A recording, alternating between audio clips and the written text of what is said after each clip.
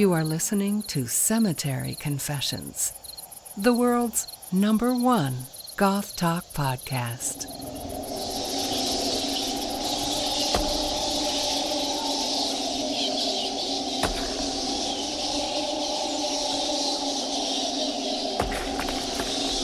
Hello and welcome back to Cemetery Confessions.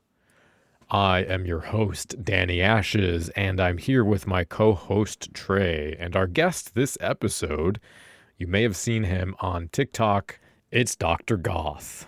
He has a MA in music education and a PhD in historical musicology, along with teaching blues and classical music as a professor.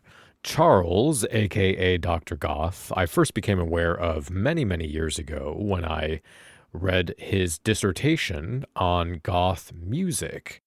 And very recently, he's popped up on TikTok sharing his thoughts about obscure goth bands from the 80s, new music from today, classical music, which is a subject he studied and taught for many, many years, along with all sorts of other goth goodies. On today's episode, we'll be taking a look at the properties that give rise to goth music. How does this genre that has such disparate elements emerge into something that we all recognize as goth, and how do we sort of taxonomize and define what does and doesn't make a band goth? So we'll be talking about things like the influence of the Gothic and camp and horror movies and class struggle, socioeconomic influences, semiotic signifiers, the nuts and bolts of the musicological elements of goth song construction. And I think we'll also be chatting about what subcultures like goth are able to accomplish in terms of resistance to oppressive systems of government, capitalism, and the countercultural ethos that drives the behaviors, consumption, and art of the goth scene. So with that, the best place to begin is at the beginning. Charles, can you sort of walk us through how you got into goth? It's probably the least interesting thing that we'll talk about today, to be perfectly honest. I kind of started out as basically a metalhead, really. When I was in high school, I mean, even as a kid, I was just totally obsessed with the sound of electric guitars. And, kind of heavy metal was sort of where a lot of guitar heroics were happening. So I was kind of drawn to that, kind of gravitated towards bands that were had more dark content, if you will, rather than the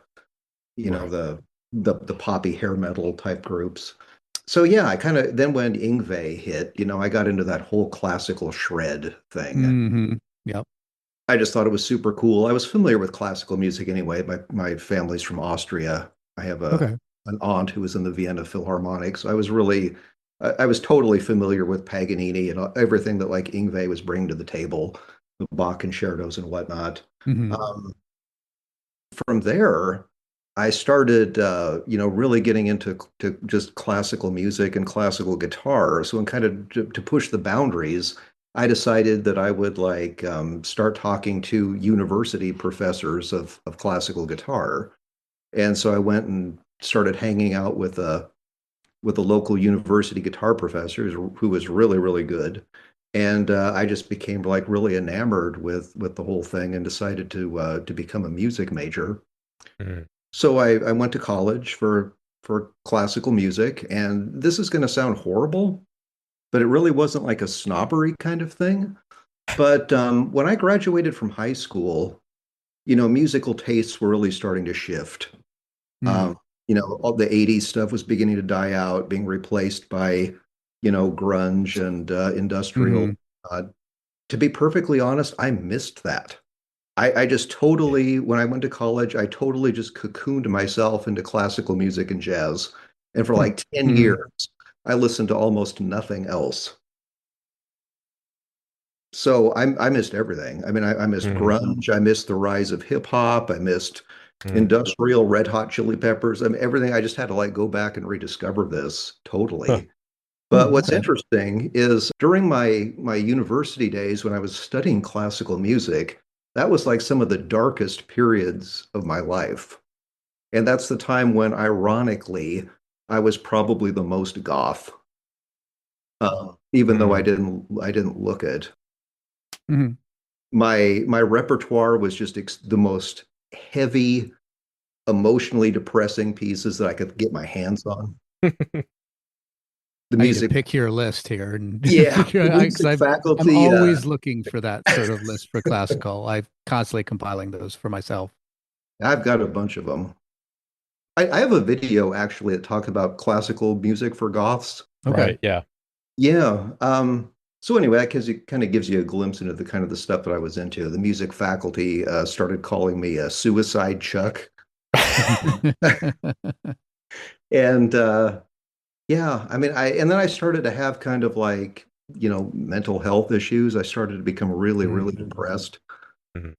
and I was really isolated too. Oddly enough, I was like really, really popular actually in high school because of my guitar skills. In college, I don't know, I was kind of an outcast. Hmm. So I just had this like really, really dark repertoire. And that continued all through, my master's degree. And then when I was getting ready to get my PhD at Florida State, I reconnected with an old friend and we were hanging out downtown and we went into this record shop.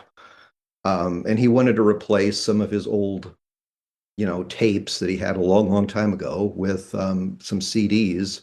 And he bought, The Cure, Pornography, and Bauhaus Mask and a bunch of stuff. Mm.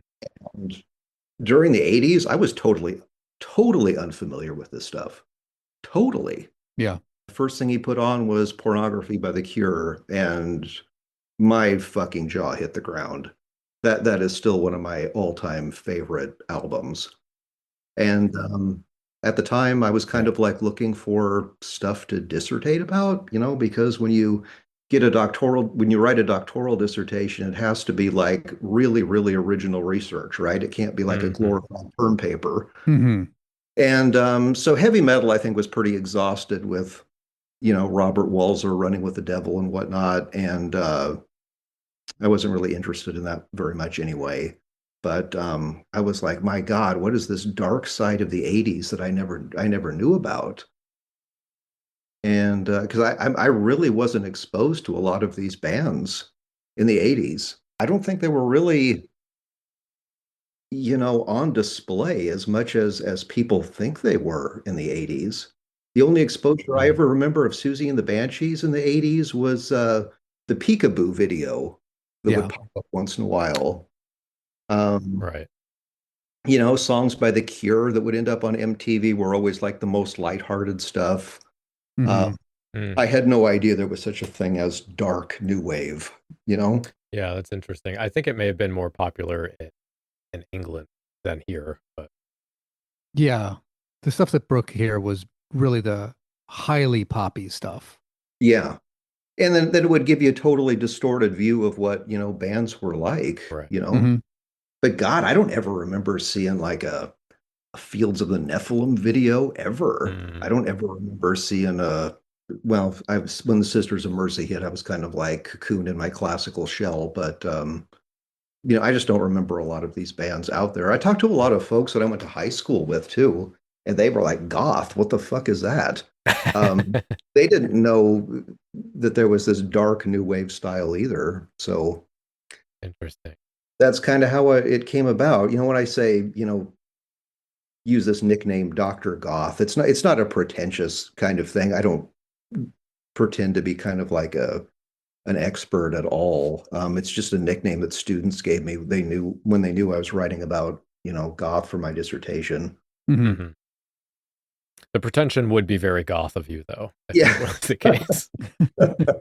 I mean, I don't honestly consider myself some kind of expert at all. I think Yeah, those folks are the people who were actually there at the time. Yeah. that's sort of like the in the 80s and 90s, the people who absolutely denied that they were goth were actually the most goth. Right. Cool, interesting. So I have, well, I mean, I guess it's a bit of a tangent, but I was just thinking about this as I was brushing up on some of the published articles about goth music and culture. And you've worked in academia. Obviously, you talked about that. You have published multiple papers other than your dissertation on goth music, which, by honestly, I think I did reread it, and I think that should be required reading for new goths. Honestly, it's very good. Oh, I think. But I've known over the years a lot of goths that are really interested in social theory of some kind, and that sort of entanglement with seeking knowledge and curiosity and goth is partly why I started reading books about subcultural studies maybe 13 years ago. And at the time, a lot of the material I was reading examining goth and other subcultures was focused on young people. And as I've aged, that has really resonated less and less with me. And I kind of wondered, as you've gone through life, how has your relationship with goth changed? But also, do you feel like we should still be looking at subcultures through this lens of like primarily the domain of the young?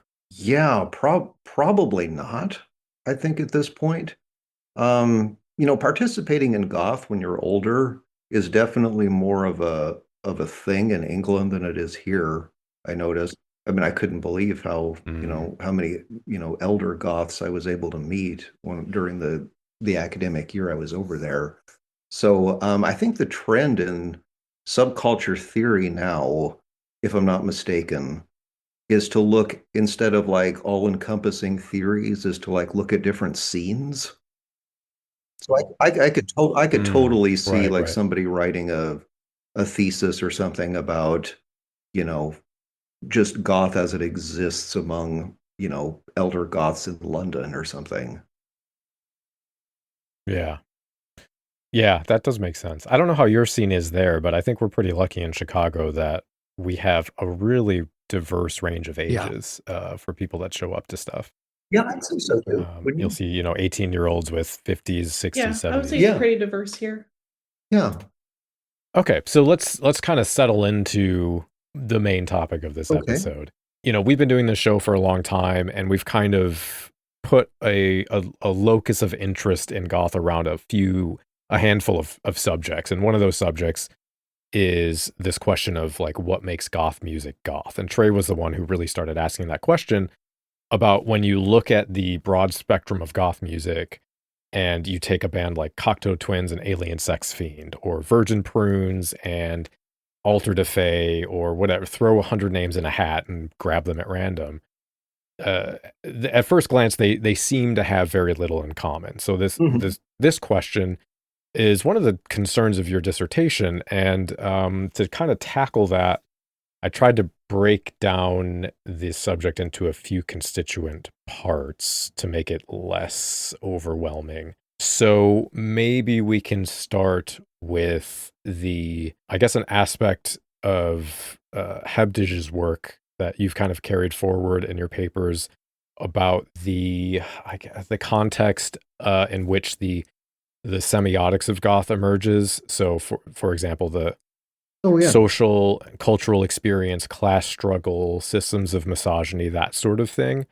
So I guess the question here would be, how do you see the relationship between subculture and class and social issues being reflected in the music? Like, how does that help shape the meaning of goth music? Well, when I started the project, obviously I didn't really know what to do, where to start.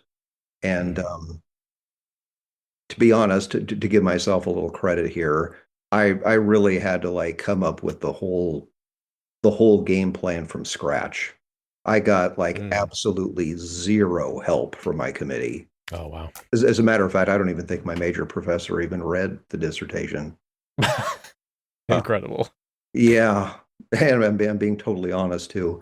So it was kind of like my own design. I got a few suggestions from the outside committee person, um, who was like an English literature professor, and he turned Mm, me on to a few sources. He's the one, um, that first mentioned Hebdige and a few other things, and mm, basically explained to me that, like unlike what Walzer did with Running with the Devil, I really did have to like provide some kind of subculture theory grounding. mm, And so I began reading, everything that I could get my hands on. I read Hebdige, I read the Birmingham Center for Subculture Studies, which is mm. sort of a, kind of the Marxist interpretation of youth cultures. What else did I read? Sarah Thornton's Club Culture, Mm, who mhm, basically kind of denies that there's any like subversive or um, rebellion potential to subcultures, mhm. um, which I totally disagreed with. But I don't think these different methods are mutually exclusive. I know in Right. academia, you have to like, for some reason, it's necessary to shit on everybody else's work while Yeah. simultaneously bloviating yours. And there's no Yeah. reason why some things that Thornton says can't also be true, and some things that Hebdige says can't also be true. Right. Um, Things like, Andy Bennett's, I think, Time of the Tribes, I think that's what it's Mm. called. A lot of these things came out much later. I did get the Paul Hodgkinson Goth book. Yeah. And that was out when I was dissertating. For some reason, it didn't really seem to be more about just subculture theory than Goth itself. Hmm. For some reason, I don't really remember much about that particular book. But so anyway, so I had this foundation in subculture theory as it was published at the time.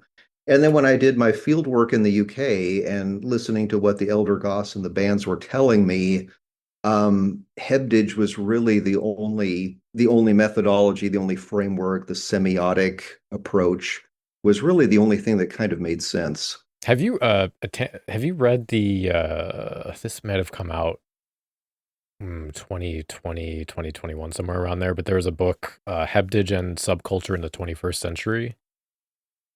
Have you heard of No, that? no, I have not read that.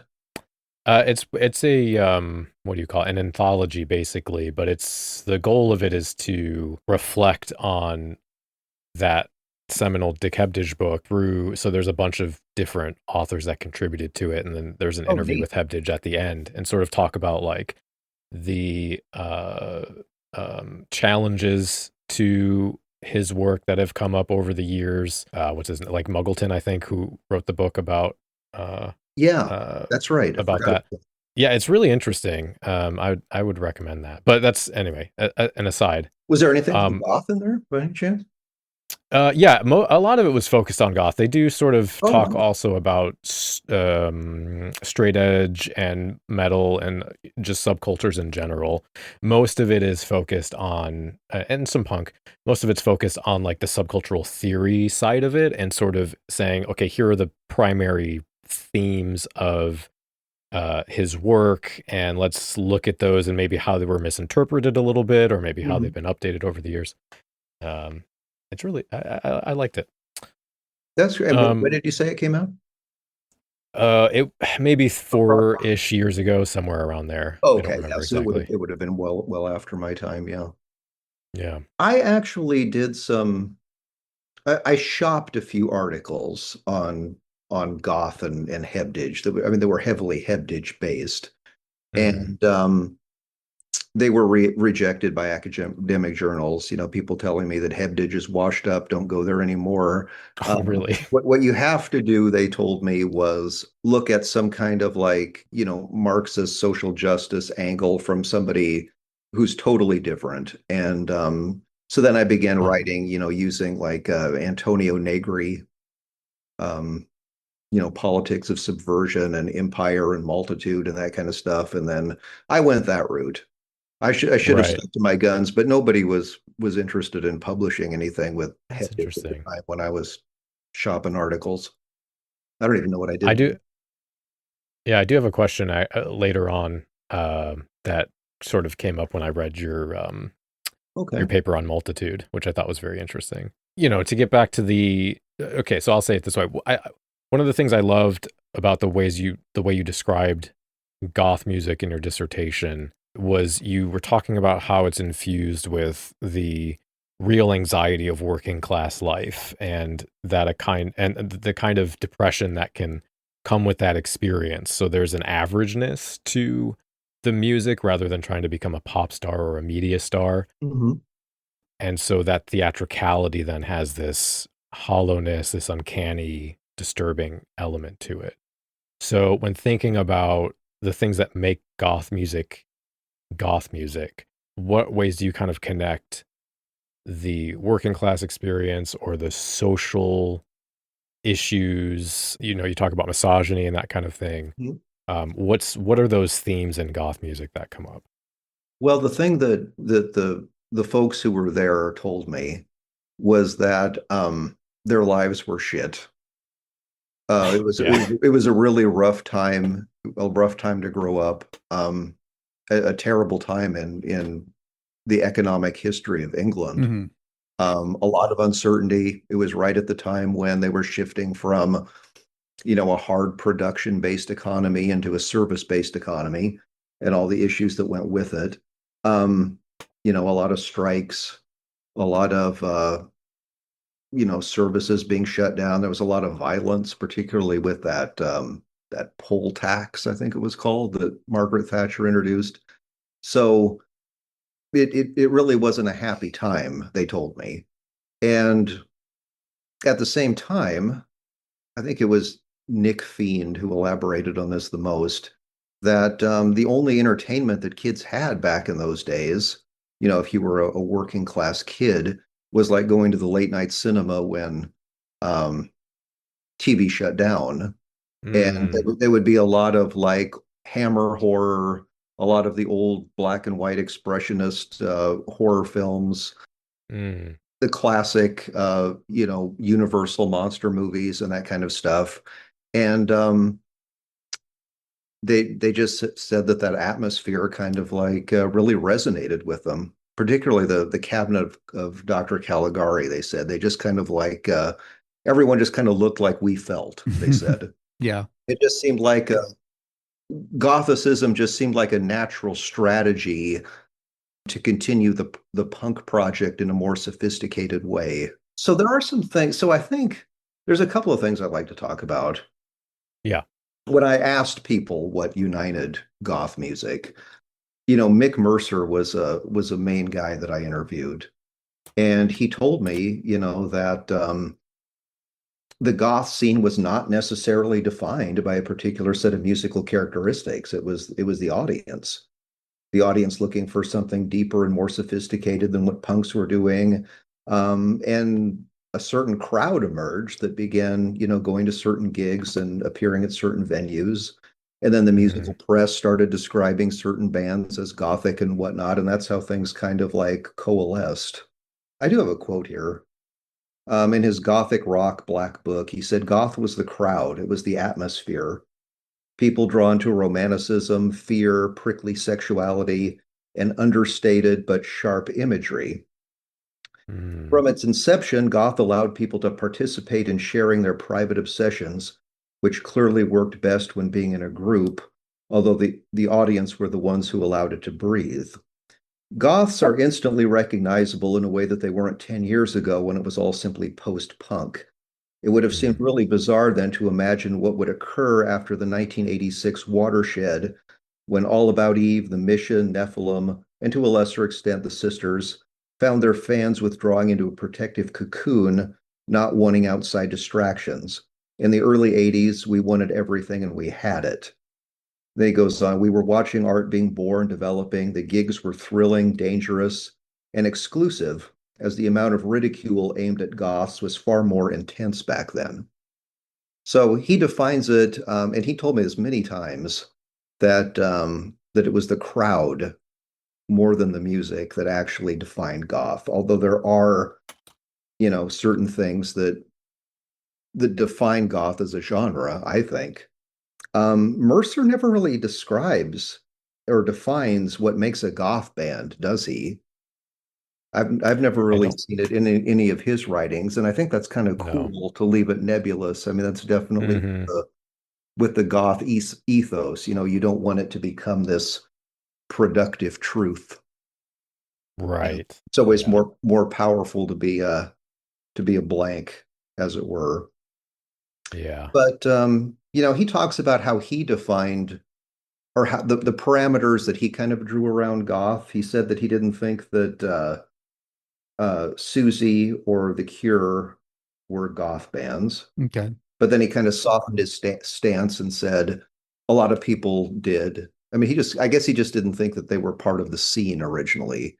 Then later on, he describes them as kind of like the great white sharks or the whales, the big creature that moves. And goth was kind of like the cleaner fish and the barnacles that, so to speak, that developed around Hmm. it. But they were kind of like the main current. So he defines his character, defines his different folks. Who else did he say was included in his collection? Um, said that Nick Cave, a lot of people think Nick Cave is a goth instead of a sad old beanpole with a head full of charcoal. I wonder why he said that. Um, Sisters of Mercy just declined. A lot of goths don't like to be called goths. All About Eve didn't appear because of financial bickering. They thought they weren't being paid enough. Mm. Um, said the cult were great when they were Southern Death Cult. As soon as they became the cult, they crossed over into hair metal. Although he That's admits a some of big their agree from me. instead, although he admits some of their songs are pretty great. Um, but then he starts waxing poetic. He says, I was kind of like looking at key phrases that he uses to define goth. Um, goth envelops the personal dimension, the most lyrically astute form of independent music because the bands write about what means to them. Unlike its punk parent, goth doesn't have to exist in reality, meaning, I guess, proletariat Mm. Hmm. concerns. And it can deal with sex and death and the mind, and introspection is the key, but it's celebratory in tone, never miserablest. I Mm. would overall say that that's probably a good description, although it's kind of hard to say that about like the Cure's pornography or something. I don't really see Right. I don't see the celebratory tone in a lot of goth groups. So I think Right. that just straight up heartbreaking melancholy can be goth too. It doesn't always have to be tongue in cheek, but that kind of does seem to be the preferred Yeah. There's stance. also there's If you also a lot of Mm. different ways to interpret the term celebratory. It's not Yeah, necessarily about happy joy party so much as just putting a spotlight on something and celebrating it for its existence in a way. that's a great point. Really good. Yeah, I totally agree. Talks about it being experimental, which is great. I mean, you don't want it, it's colorful and varied. You don't want it to become a productive truth. He describes goth bands as rhythmical investigations, unusual vocals, morose but with a swinging, rolling sound, bittersweet masters of atmosphere, yet coyly dismissive rather than stern. I I like like that that. too. Neurotic but cascaded into life. Staccato rhythms combined with surreal stream of consciousness lyrics. Hmm. So I guess if we were to translate that into, some kind of like coherent statement rather than British, colorful music journalist language, Mm. um, goth music has an emotional intensity that seems to be a bit on a higher level than most forms of popular music, or at the time, Mm. new Hmm. wave. It's introspective in nature. It's intimate and melancholic in nature. Provides space for shared intimacy with others. It does attract a certain kind of person who craves that kind of shared intimacy. It's a way of working through shared fears and traumatic experiences. The music has to be emotionally pointed enough, I think, to keep to do justice to the experience, but it also has to keep your spirits up, allowing you to keep going. And that's something that it shares Mm. with the music of all exploited Hmm. peoples, whether it be blues, country, Mm. western, reggae, whatever. So yeah, so it's the crowd. I would characterize it as kind of a new wave that dwells on the dark side of life, but there are definitely some Gothic characteristics there as Mm-hmm. well, where I think that you could say, yeah, it definitely falls into a Gothic camp. A lot of the music does. Some of it doesn't. I think some of it just becomes part of goth because it's it's very emotional or very sentimental or very camp. Hmm. And the music seems to be difficult in some way that wouldn't be new wave commercially viable. Talking about bands like Right.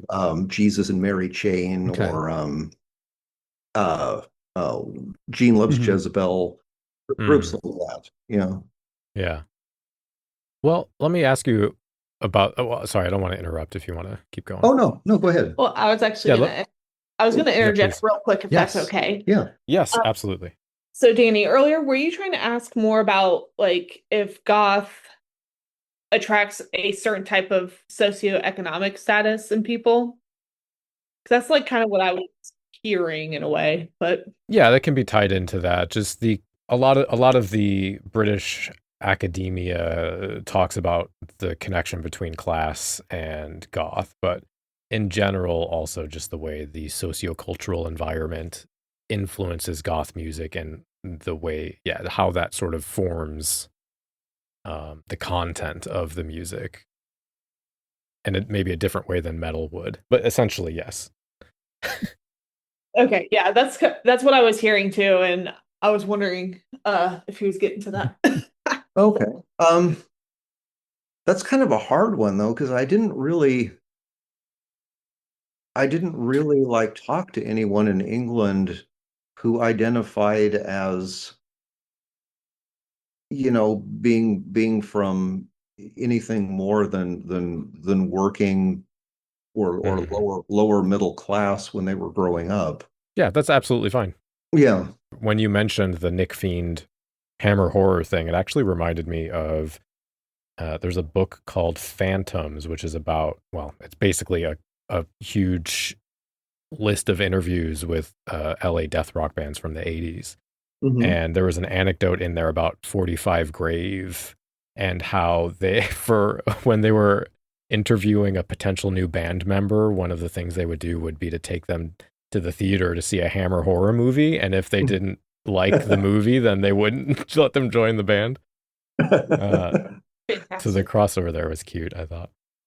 Kind of Um, similar to what how the Susie and the Banshees auditioned guitar players.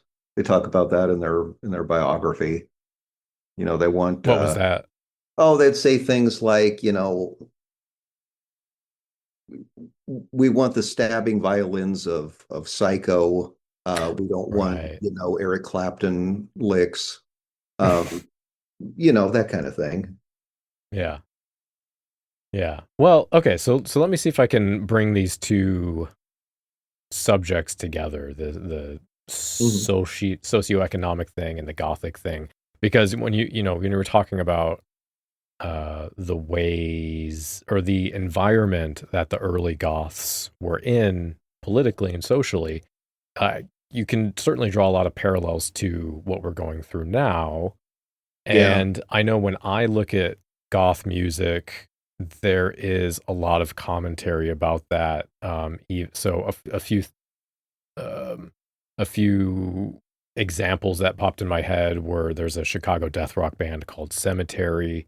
One of their albums is all about the lead singer's institutionalization in a mental hospital Hmm. and what that means culturally. The big one, obviously, I think would be Dusty of Vision Video, who writes a lot about his trauma and disillusionment with the American military. And I have a friend who's in a band called Witch Hands, and he has written songs about the struggle to find meaning and hope when laboring under an oppressive system of capitalism. So when I think about the ways that art and music are embedded in the world and in this conversation with politics and history, I I think about this as Goth taking those subjects and filtering it through a kind of a lens or a framework that's kind of unique to Goth, which I think then gets into the most significant framework, which is, I think, the Gothic. And that gets into camp and that kind of thing. And I definitely wanted to ask you about that subject, like if you can explain what camp is and then how that ties into Goth. Okay. Wow, there was a lot there. Yeah, sorry.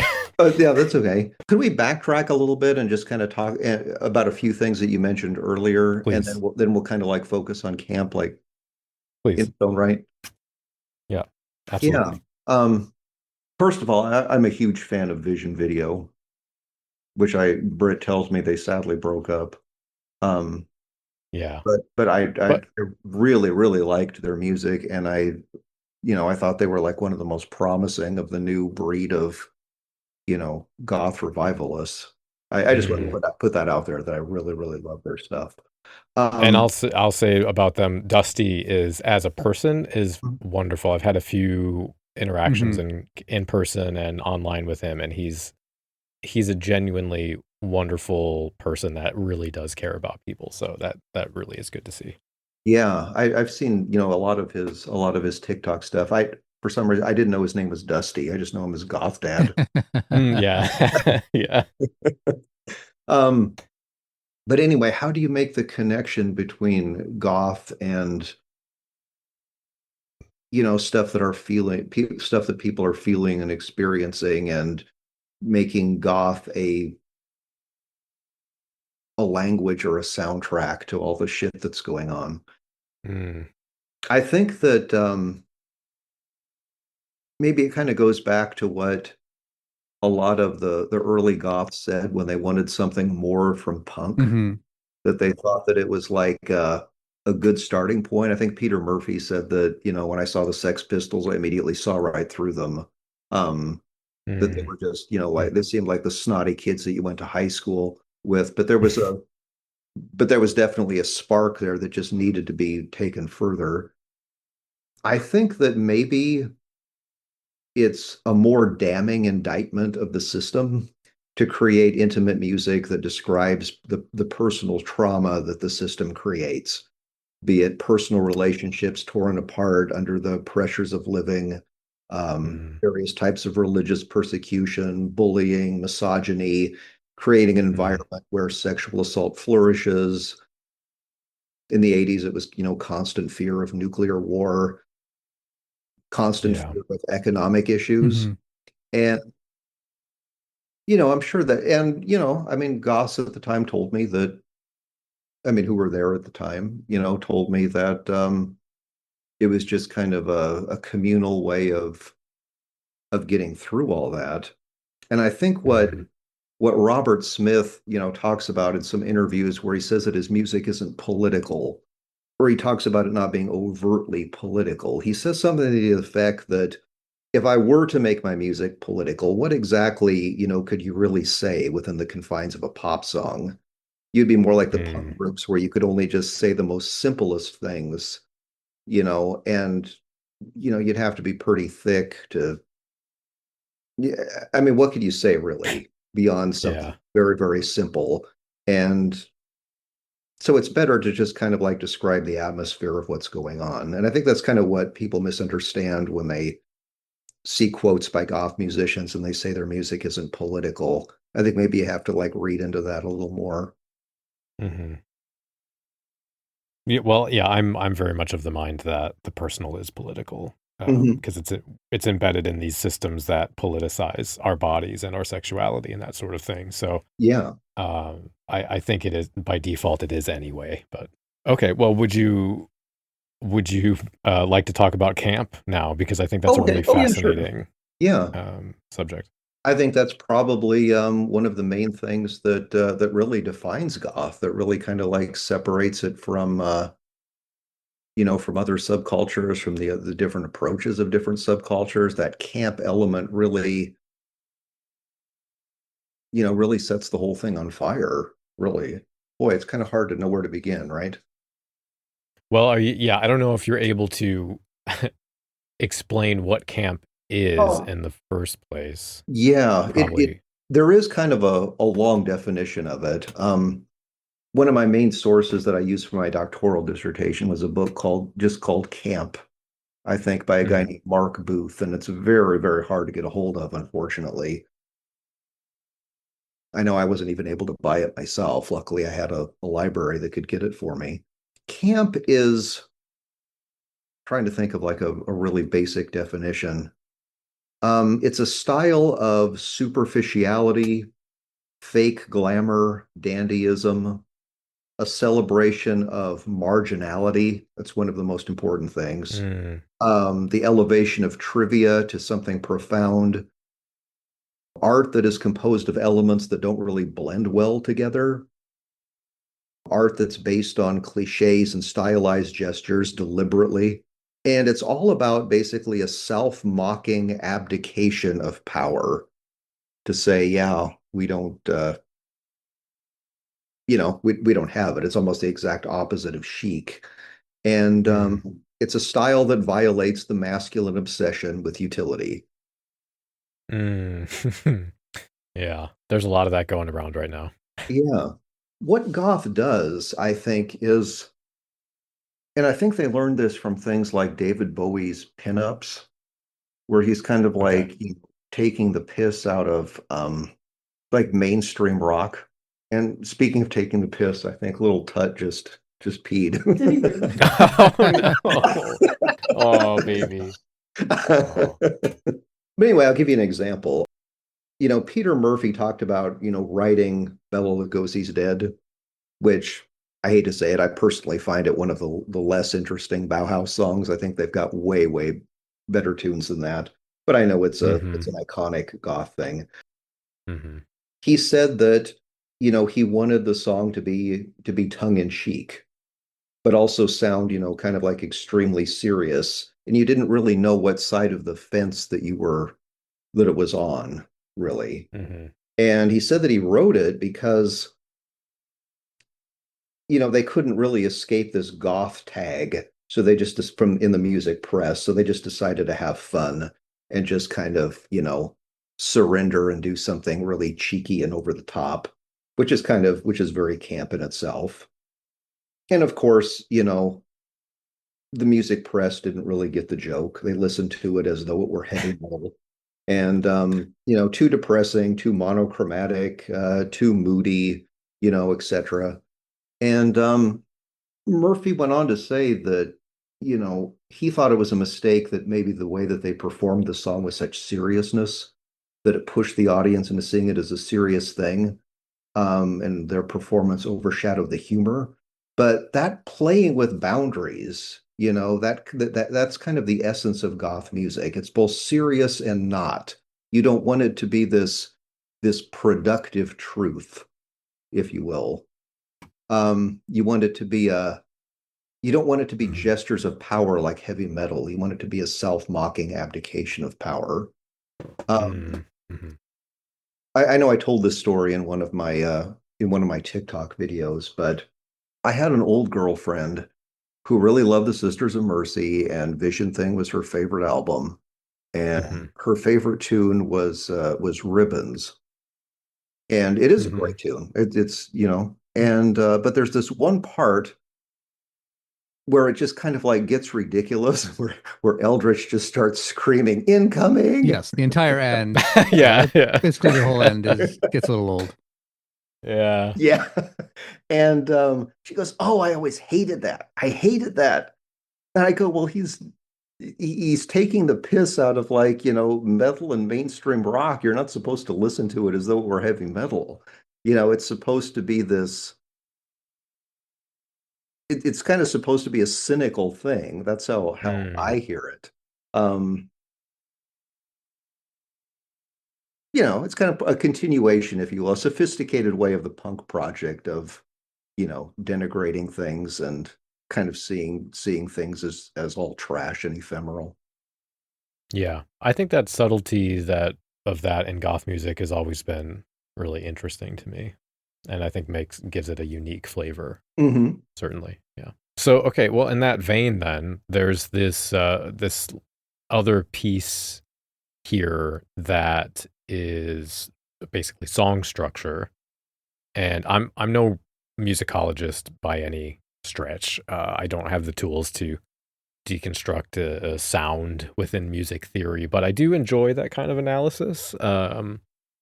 I've read Isabella Van Elfren's books. I think are the ones that come to mind, other than your dissertation, that have some of that breakdown of song structure in goth music. So I wanted to ask if you can maybe walk us through a little bit of connecting the dots between the song structure, chord progression, musical techniques, that kind of thing, and the way they're used to evoke emotional depth in goth music. Okay, yeah, I'll try. The musicology angle is just it's the only real contribution that I think that I really have, since I'm being a musicologist rather than being into the subculture theory, which I just basically learned enough about to like, which I think I learned enough about it to develop an interpretation of goth that I think made sense from what folks were telling me, but I didn't really dwell on the subculture theory part of it as much because after all, it was a musicology dissertation. So of course I had to concentrate on musical stuff. But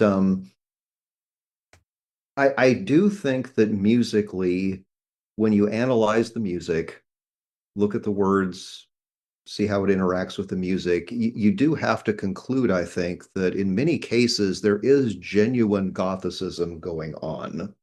The music explores, things that people are afraid of. It asks you to, confront your fears. A lot of songs do that: mental illness, social isolation, fear of technology, political oppression, addiction, death and dying, etc. Goth is a medium that is supposed to take things that are comfortable and comforting and make them uncomfortable. Susie and the Banshees definitely excelled at that. So I would definitely, first of all, I would just concentrate heavily on the lyrics. And I would basically do a poetic analysis of the lyrics. I had a book called like How to Analyze Literature. There's a book by an awesome Marxist critic whose work I really love. His name's Terry Eagleton. Okay. Has a book called How to Read a Poem. And I would use techniques that I read about, questions that you should ask yourself when you're analyzing a poem. And I did that to the various songs that I selected that I thought represented goth and that people told me represented goth. And so I would start there, and then I would just kind of like look at how the music was a reflection of that, just the way I was trained to do in my music theory classes, as if you were analyzing a Schubert song or whatnot. As I did that, I definitely found some things that were Gothic for sure. Don't really quite know how to, explain it in layman's terms. I mean, yeah, if you my want to get as dissertation's out technical as there. you want. If folks want to actually look at some actual like taking the music apart in a music theory way, it's definitely there. But I can just say that I analyzed the lyrics very, very, very carefully, and then I tried to come up with, how the music was technically generating an atmosphere that made the music so effective. I think one of the things that stuck out to me just as a fun relating to my personal experience was when you talk about how consumption practices influence the outcome of music. So you talk about the relationship guitarists have to collecting guitars and programming their pedals. Oh, yeah. I'm not a guitarist at all, but I have friends that are, and that have that as their special interest. And we recently, Trey and I both went with a musician friend of ours to, where was it? The Music Exchange? Yeah. Chicago Music Exchange. And it was, it was basically, I bought stuff from them. Yeah. Oh, nice. Yeah. But it was 2 hours of walking around getting, guitar lore, basically just info dumps, which is a lot of fun. But I think that material aspect of like the way musician's relationship with their tools influencing the music in different genres in different ways is also really fascinating. Yeah, a couple other things I'd say about music. I was trying to, as you were speaking, I was trying to think of musical things that I could say that wouldn't require a lot of training. For folks who listening who aren't Hmm. musicians. Bands frequently talked about how they were trying to create the Caligari effect musically, right? Okay. And Hmm. the way they definitely used effects pedals, I think, really kind of created that spectral black and white, stark, flickering imagery a lot. Particularly this one pedal that's used called a flanger. Hmm. Mm. And if you were just to like plug it in and play it, it'd sound kind of like a Van Halen thing. I mean, it kind of sounds like Hmm. a jet, taking off and landing. You can hear it in classic rock, Barracuda by Heart. Yeah. Mm, right. Hmm. That switch. But the way goth groups use it is totally different. The way Robert Smith uses it in a forest and whatnot, it is set for a jet sweep. But when you start creating like individual melodic lines and creating kind of like a mosaic, a tapestry of like different melodic motives, when you use the flanger in that sense, it just sounds like this super crushing, melancholic, like sweep into infinity. Mm. It's just I can't ever use a flanger the way they do. I don't even think the goth genre would exist without that particular pedal. But they use a lot of chorus too. They really love those kind of semi-distorted, clean, shimmery textures. Uh, Hmm. the way goth bands use guitar effects, it kind of reminds me a lot of the way I remember Charles Baudelaire describing the use of cosmetics. Um, although I can't remember specifics right now. It just always struck me as a parallel. I mean, his poem about the corpse at the side of the road is pretty exemplary of that. Yeah. The you can only hide the inevitable decomposition of the body so long through your use of your arts and whatnot. Um, but it's just revealing the underlying essence of everybody is the same in the end. Mhm. Mm. I think their use of effects, I mean, it does have a particular sound of a particular era. And I think that ephemerality, I mean, it Mm. goes along with camp, it goes along with decay. It's it's a perfect way to help, signify, the darkness, I think. Mm.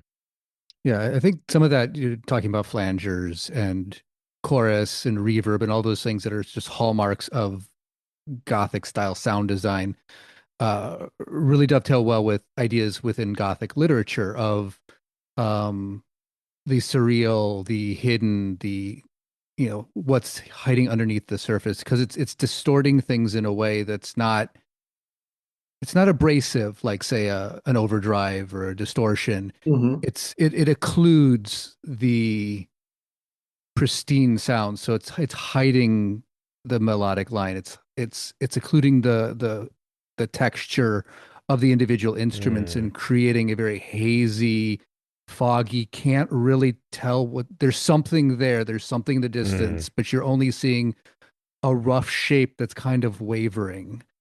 And it just makes things that much more surreal, a little bit unsettling because you know something's out there, but you can't quite put a finger on what it is, and thus can't really determine is that a threat or not.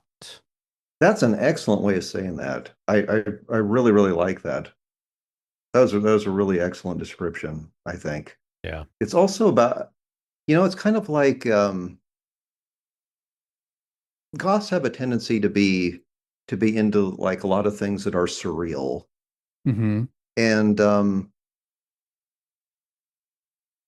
things that are subtle, not obvious.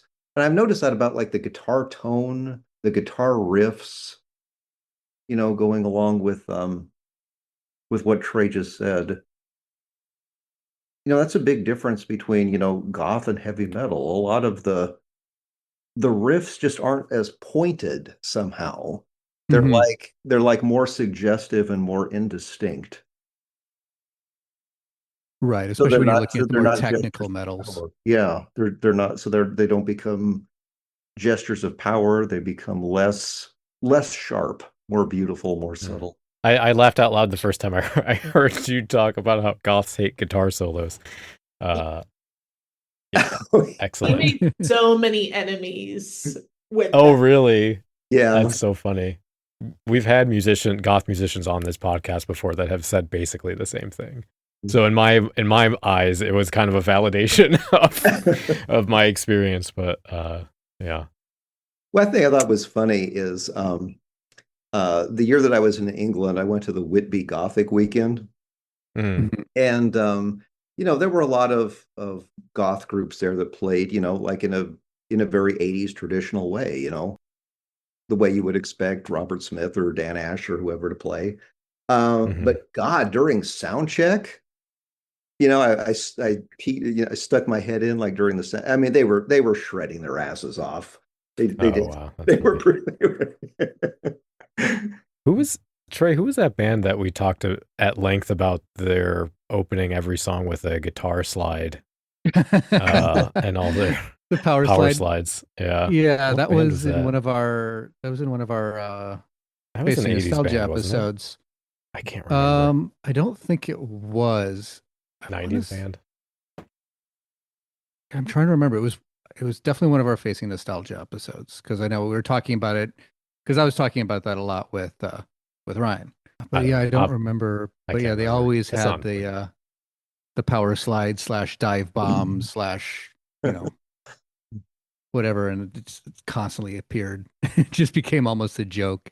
I wish that I would have had the opportunity to talk to, some guitarists from prominent, goth bands. And I really tried. I really tried to track down that John Valentine Carruthers guy because I always really loved his playing on the Tinderbox Susie and the Banshees album. I know he didn't get along with the group very well. He didn't stay very long, but I just think he had fantastic tone, and the guitar figuration that he came up with on that album was just fantastic. And I mean, I used every resource I could find. I even wrote like editors of guitar magazines for suggestions and whatnot, and they wrote me back, said we have no idea. So I was never able to track him down. Believe it or not, I thought for sure that I was going to be able to interview Dan Ash. Oh Evidently, wow. his lawyer, um, as I understand it, was graduated from the Florida State Law School. Oh And wow.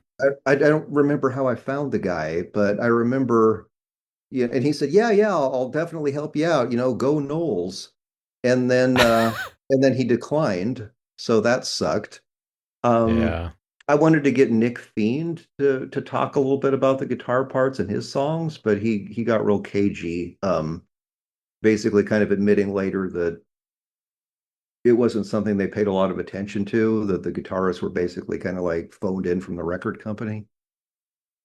It Oh wasn't like wow. it wasn't like a real intimate process of finding a new band member. I think Ryan talked to Mark Firth from Osgang about some guitar stuff, but I don't remember where that was put up.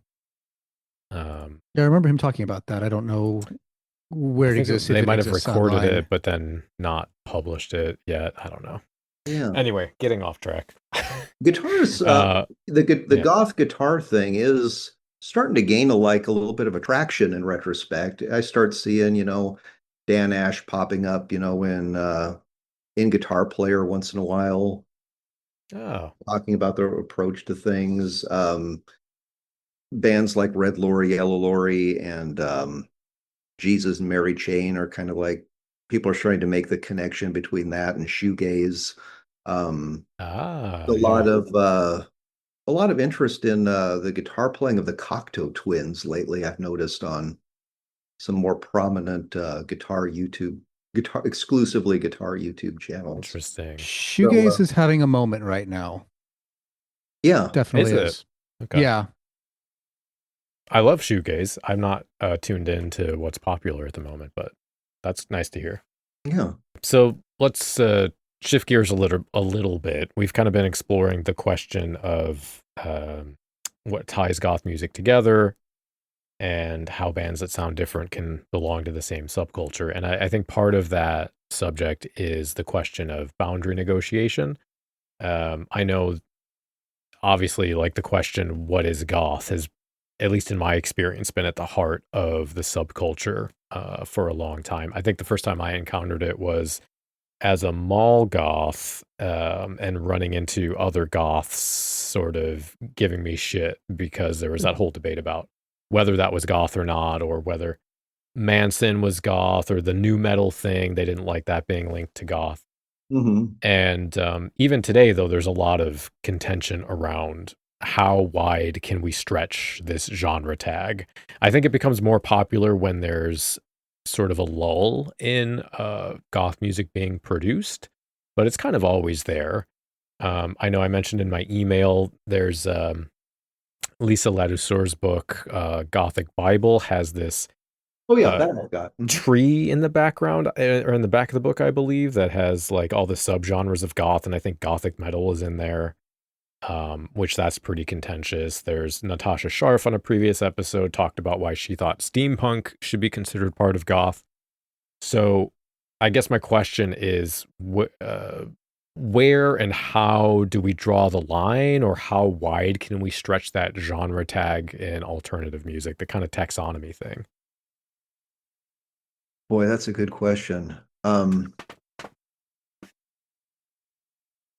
I'm probably not the best person to ask about that because there was like I focused so much exclusively on the 80s, and Mm, then I had to like drop it and do other things, I was told, because talking about goth music is not the kind of thing that's going to land me a tenure track position. doesn't pay the So I bills, began huh? publishing Yeah. about other things, and then I had all these different classical music classes that I had to teach at the university. I hardly ever taught anything Mm, on popular music. But I will say this. Obviously, it's gonna change. It can't stay the same. yeah. So I would like people to know something of the history of it, though. I think that people should understand where Susie and the Banshees and Bauhaus and the Cure and whatnot were coming from. And I think that they should understand why I consider it a genre of feminine logic, because I think Mm, that goth was such a unique pushback against the worst aspects of the mainstream, and doing it in such a beautiful and focused way that I don't want people to lose sight of that. I don't want people to lose sight of that accomplishment. But at the same time, I realize that things do have to change. And just from people talking about it, I mean, we're creating what it is. yeah. Just the discourse around it creates what it is. I will say this, and I don't mean to be like a real downer, but You're allowed to. It's a goth podcast. maybe You're required maybe to. I'm overly pessimistic, but I honestly see kind of the worst possible future imaginable, particularly the way things are going in this country. Oh, I yeah. think that That's an understatement. I Yeah. think that as capitalism breaks down, you're going to have to like move in one of two directions, right? There either has to be like some type of a more collectivist Mm, approach, or the other Hmm. choice is strongman fascism.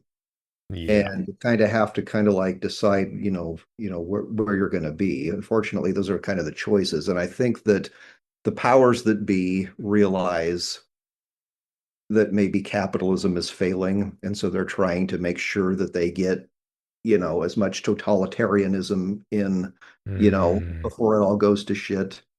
I, Yeah. I see the wealth gap just getting worse and worse. I see technology is going to be used more and more kind of for obedience and social control. Police and military being given more and more resources to crush any kind of rebellion. Mm-hmm. I mean, it almost seems like our society is like that episode of Black Mirror when people become so cynical about politics that they actually elect a cartoon dog. Yeah. Yep. That is actually what happened. That is exactly what Yeah. happened.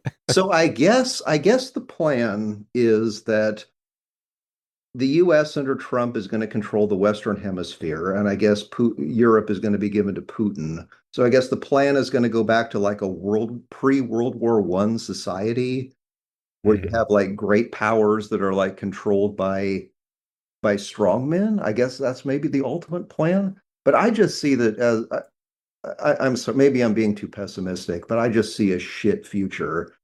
And I think that we're going to need all hands on deck dramatizing the decay. So I'm hesitant to like, cut anybody out. And Right. just as long as their heart's in the right place, I mean, I hate to see heavy metal and punk interpretations that go spin off into a right wing thing.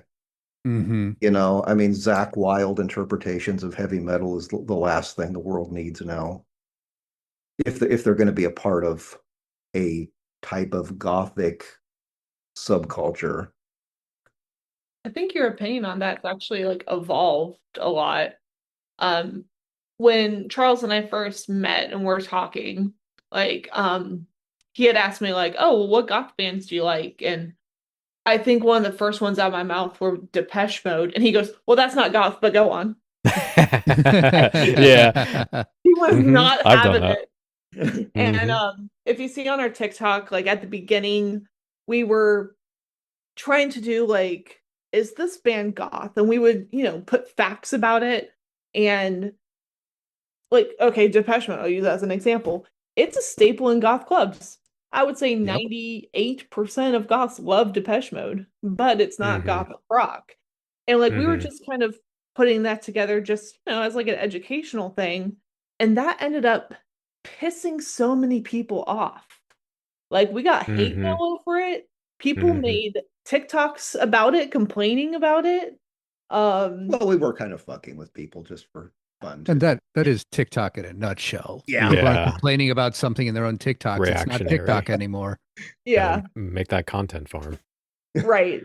And yeah, but it's kind of cool to see like you've kind of evolved with it because you were very staunch, like, no, if you weren't from London in the 1980s, you're not goth. And now it's like, okay, maybe you guys can sit at the table. I still believe that. I mean, I still have kind of like a Baudrillard type attitude of my approach is kind of postmodernist. And I do, I guess, believe that if you get right down to brass tacks,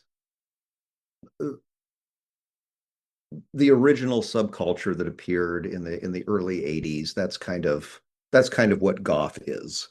And the rest of it, what we're doing now and whatnot, is what Baudrillard would call reheating dead cultural energy. And I'm fine with that.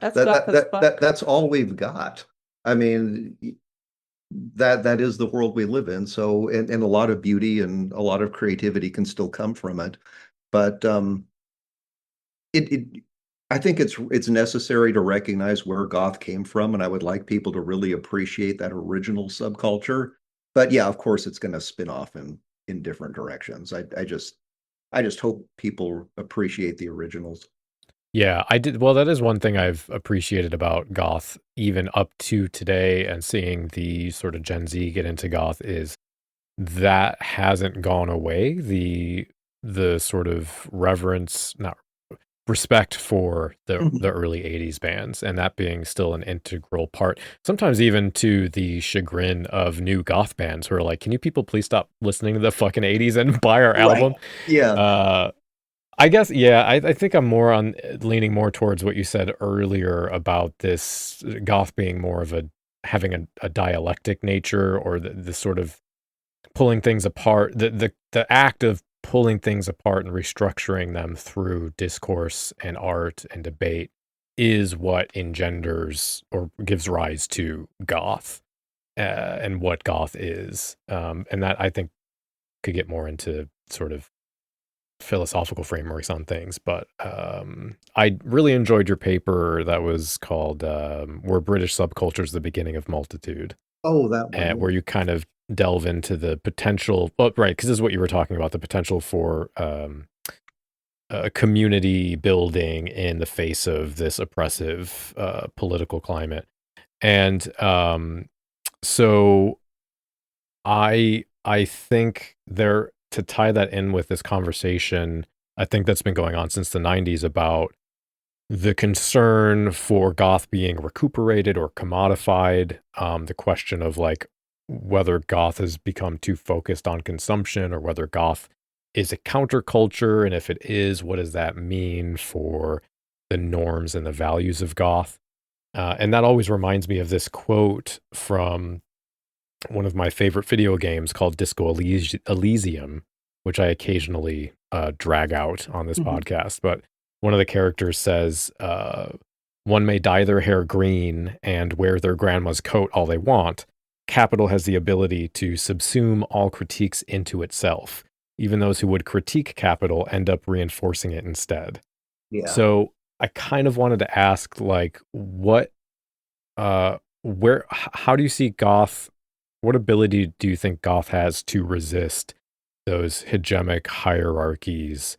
Or is it sort of doomed to be recuperated into that capitalist consumption? Yeah, that is kind of the question, isn't it? And a lot of academic ink has been spilled over these questions. On one extreme, you get some, academics that just, dismiss the whole thing as crap, right? Anytime you purchase something, you're part of a system. But I think they go a little bit overboard, some of these academic studies. I mean, they make it sound like, unless you like sew your own clothes and grow your own food and live off the grid, that you're somehow like betraying, or that you're a hypocrite or whatnot. I mean, that's just not realistic. Maybe you kind of have to go with like what Bob Marley said about reggae and putting the message out there that if you want to reach people, you basically have to produce the music and sell the records. I mean, there just isn't any way around it. Really, it's just an irreconcilable thing that you just have to come to terms with. Because I mean, what's the alternative? What else are you going to do? So, there's that. I mean, you have to live first and foremost.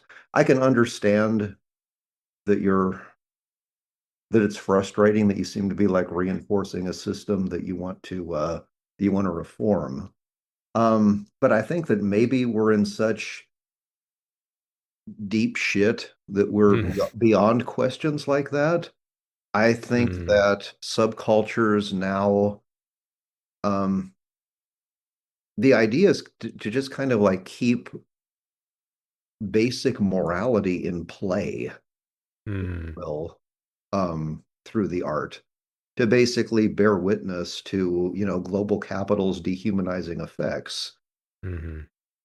I think subcultures can help, fight the destruction of the imagination that happens. Yeah. I think that they can give hope and, keep spirituality alive in some sense, create alternative systems of value for sure. I mean, conservatives cannot handle nonconformity of any kind. Yeah. I mean, it immediately sets off a panic response that the world is somehow not orderly.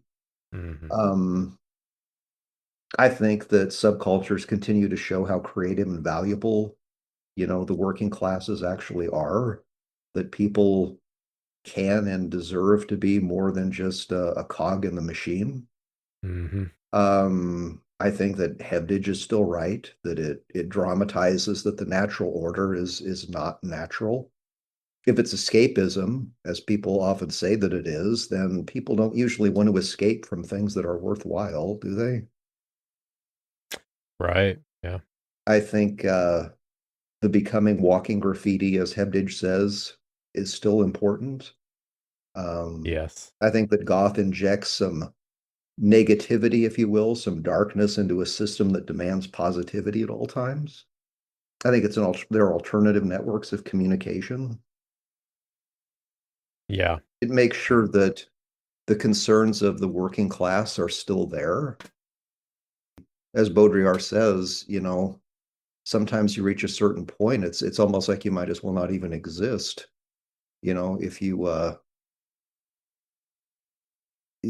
don't keep up with the latest stuff, the latest technology, it almost seems like you might as well just disappear. I think global capital demands Puritan values, the piety, the austerity, being on good behavior at all times. I think subcultures can still be kind of a fuck you to that. It represents people still enjoying life and having some kind of quality life that not every aspect of your life is subsumed. It's kind of like what I got off the top of my head. So if I can chime in for a second, it's important to note that Charles isn't super familiar with fast fashion like Shein and the other stuff that's kind of happening with the subculture. Like he kind of sees it, but not to the full extent. Like he's not on TikTok nearly as much as I am. And so but I've heard him like say it himself, like when we've gone to like goth themed nights, he's like, oh, these are a bunch of like cosplayers. These people are cosplaying as goth. Because they were University of Oregon students just getting drunk on a so-called goth night. Right. No, but not in Portland. Right. I haven't seen it in Portland. No, I was just saying like this is like a prevalent thing going on.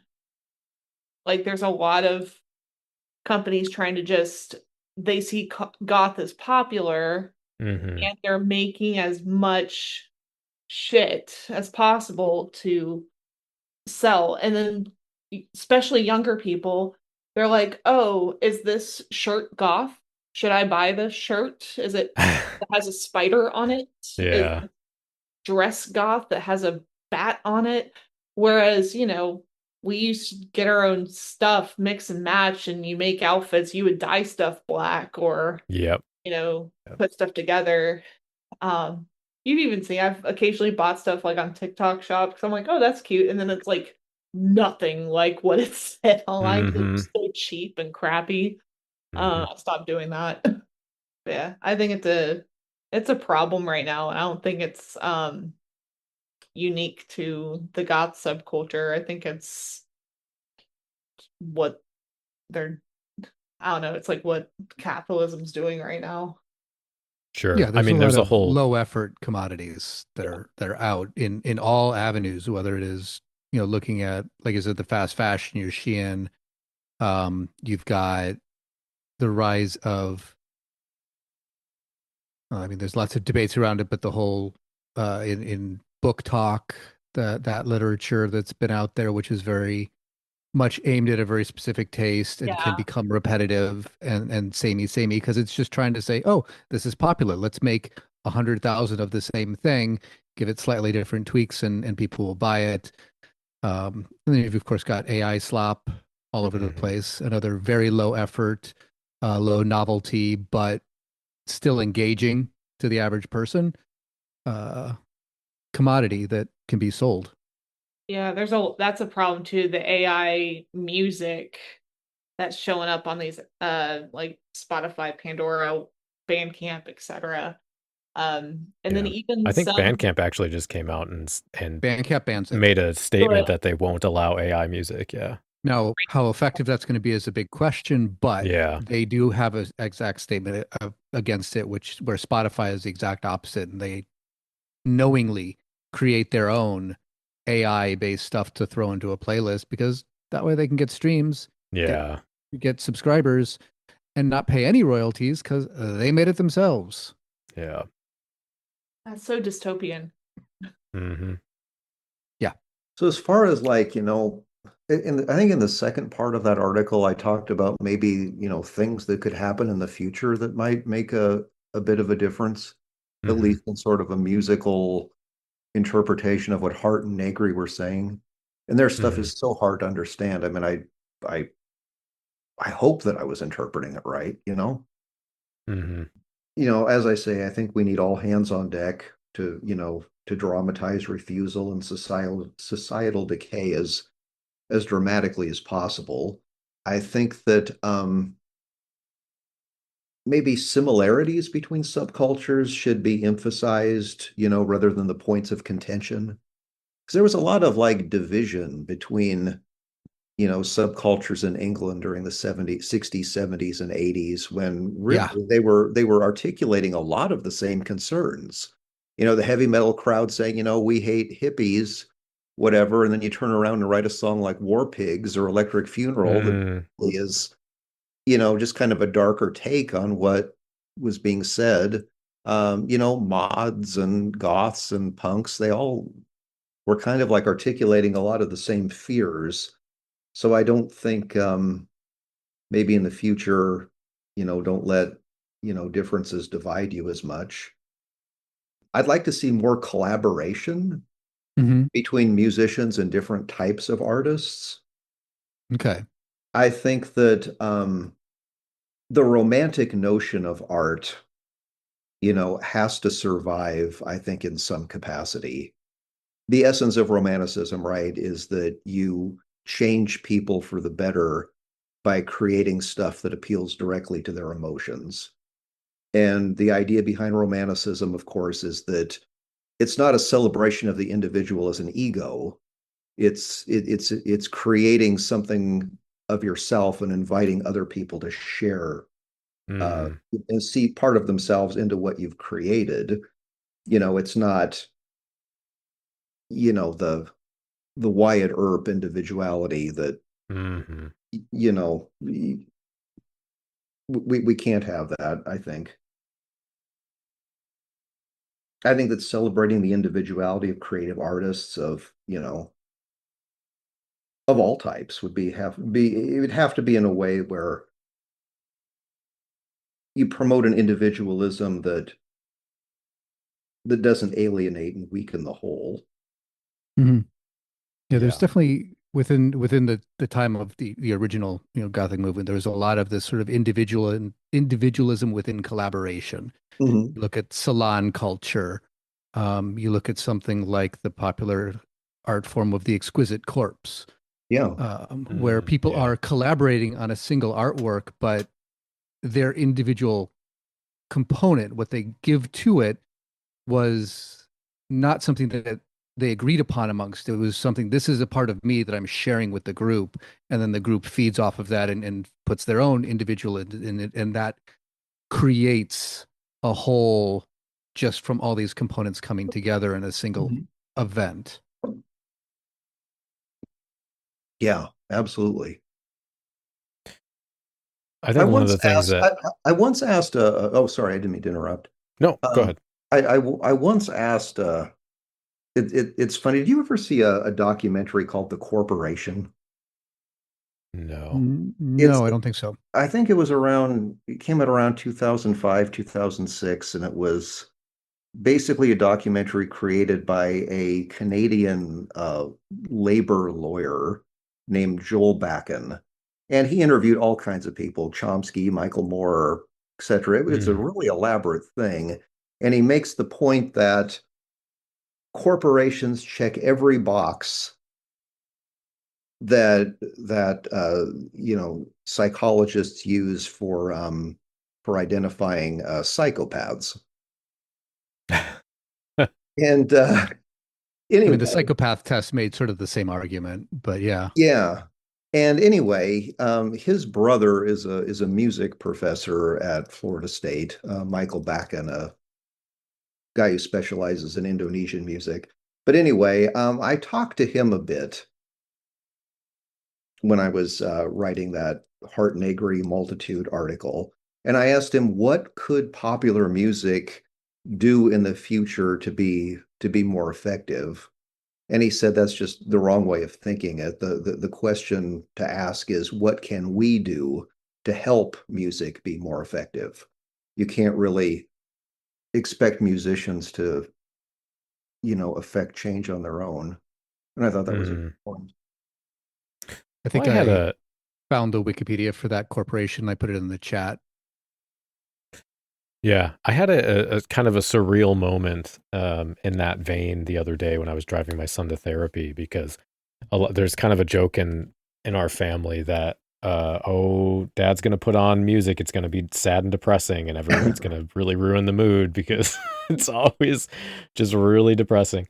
And I was listening through. What I like to do is open up Bandcamp and go through my feed and just play, because I follow a lot of DJs in the scene, and so they buy all the whatever the newest single or album is. So I'll just let it play through my friends' recent purchases, and I was pleasantly surprised, I think, and it kind of spoke to what you were talking about, that most of the music that we listened through had some sort of theme around how to find meaning and connection and hope in a painful, hopeless feeling world. I think one of the songs that stuck out to me was called Endurance by the Foreign Resort. I like that one a lot.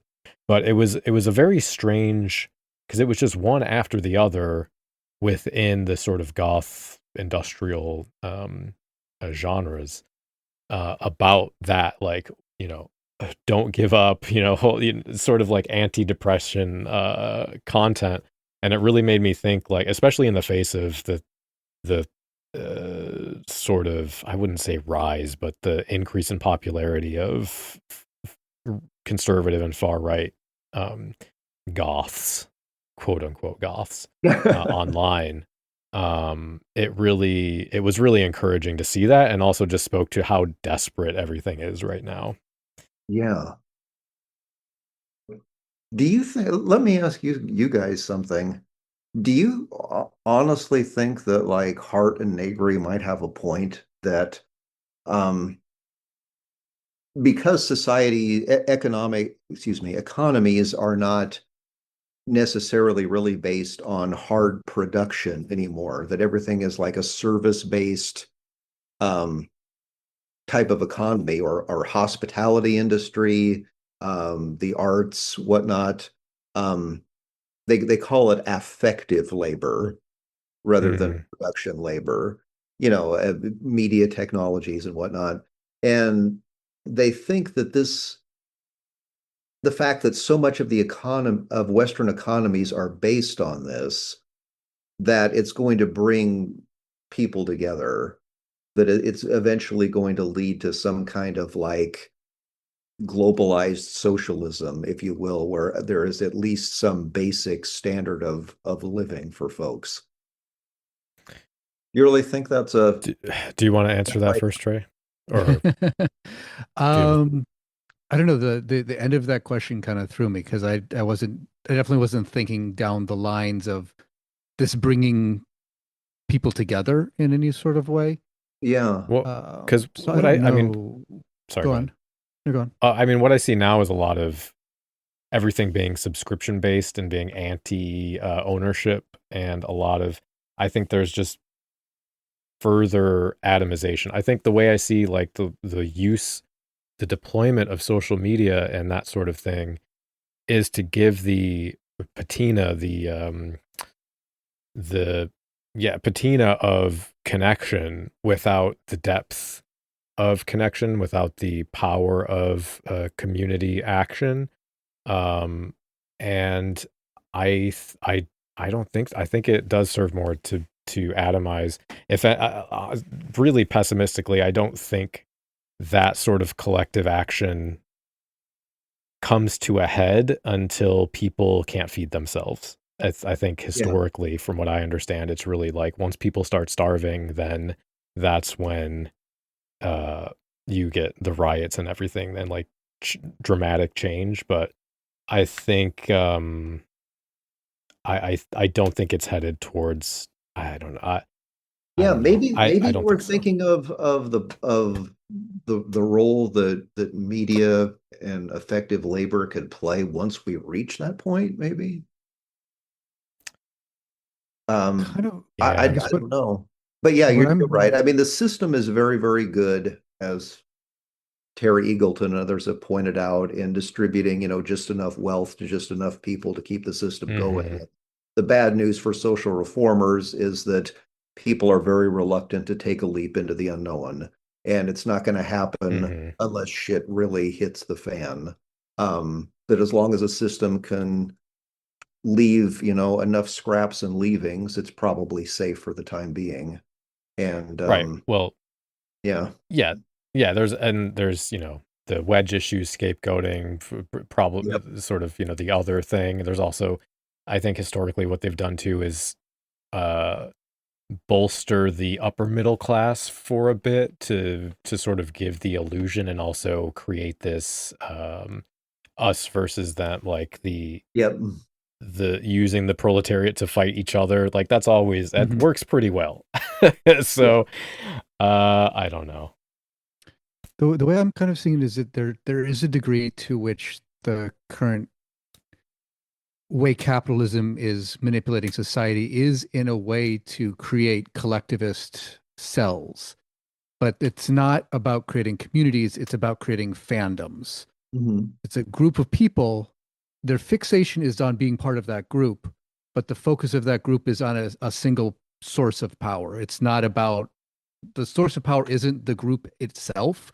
The source of power is the group focusing on whatever the focus is, whether it's, you've got fandoms around celebrities, so the source of the power is the celebrity themselves, or your favorite brand, your favorite social media platform, whatever it is. But it's, to what Danny was saying, it is creating communities by dividing us into little small communities around specific foci that can then be controlled and manipulated.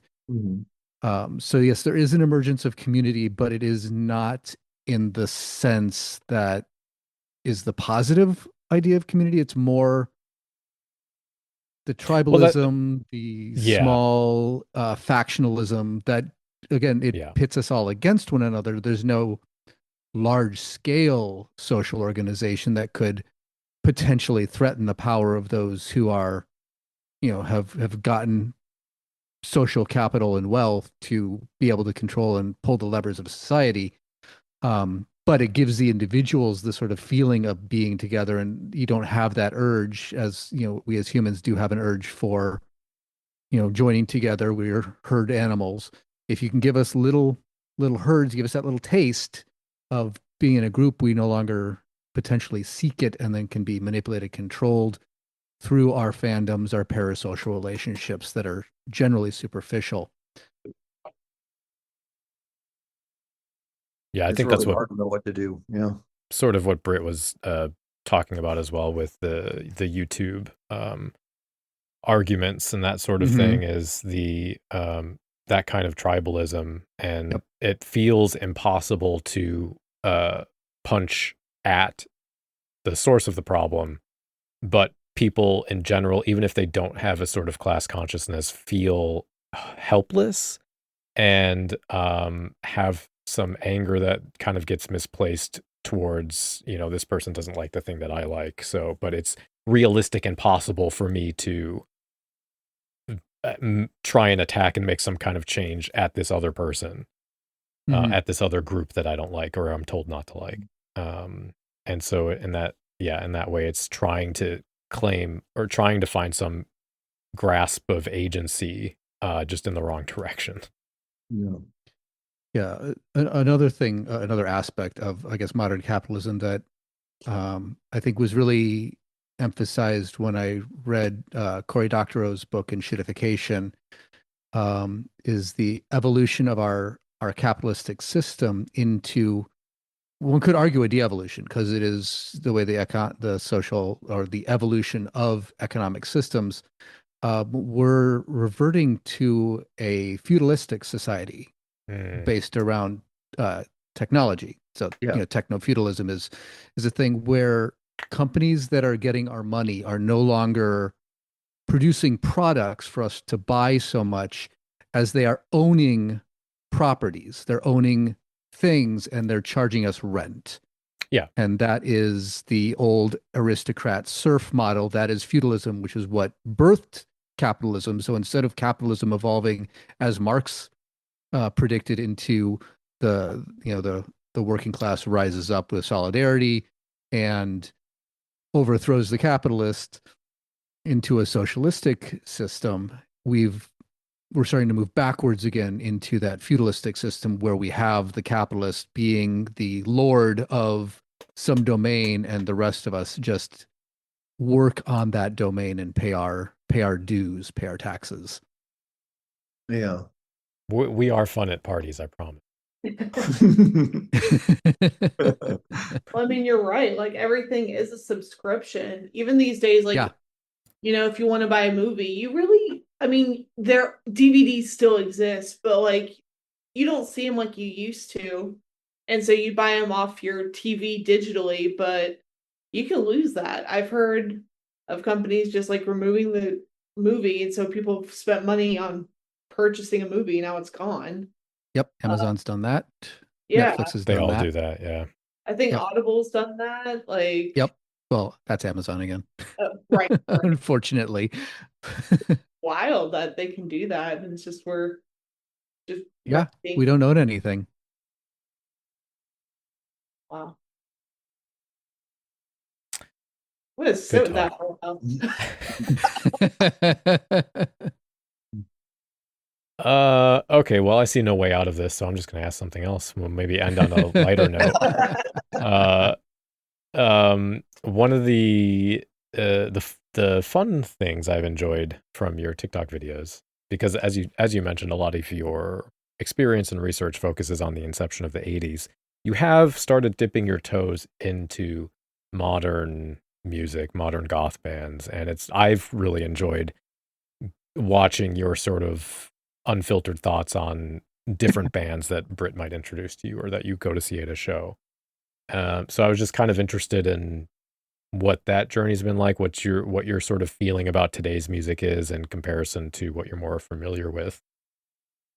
It's something that I'm really enjoying because, like I said, I lived in the classical and jazz cocoon for so long that I kind of lost track of, what happened with goth. And it's great to see a lot of groups writing such creative music, still within the vein, still motivated by the same logic and concerns that the 80s groups did. And of course, we live in an age of nostalgia, so that's going to happen. Yeah.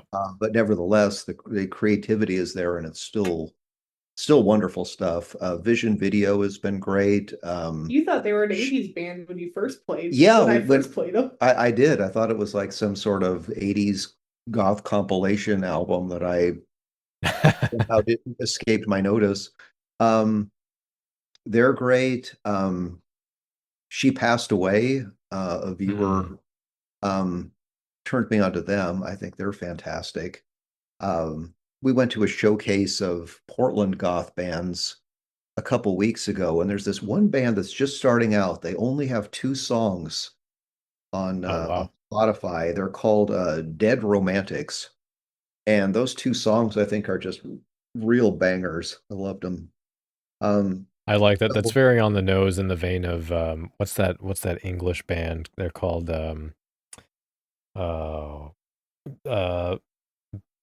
something like Byron Sex something. I'm gonna have to look it up.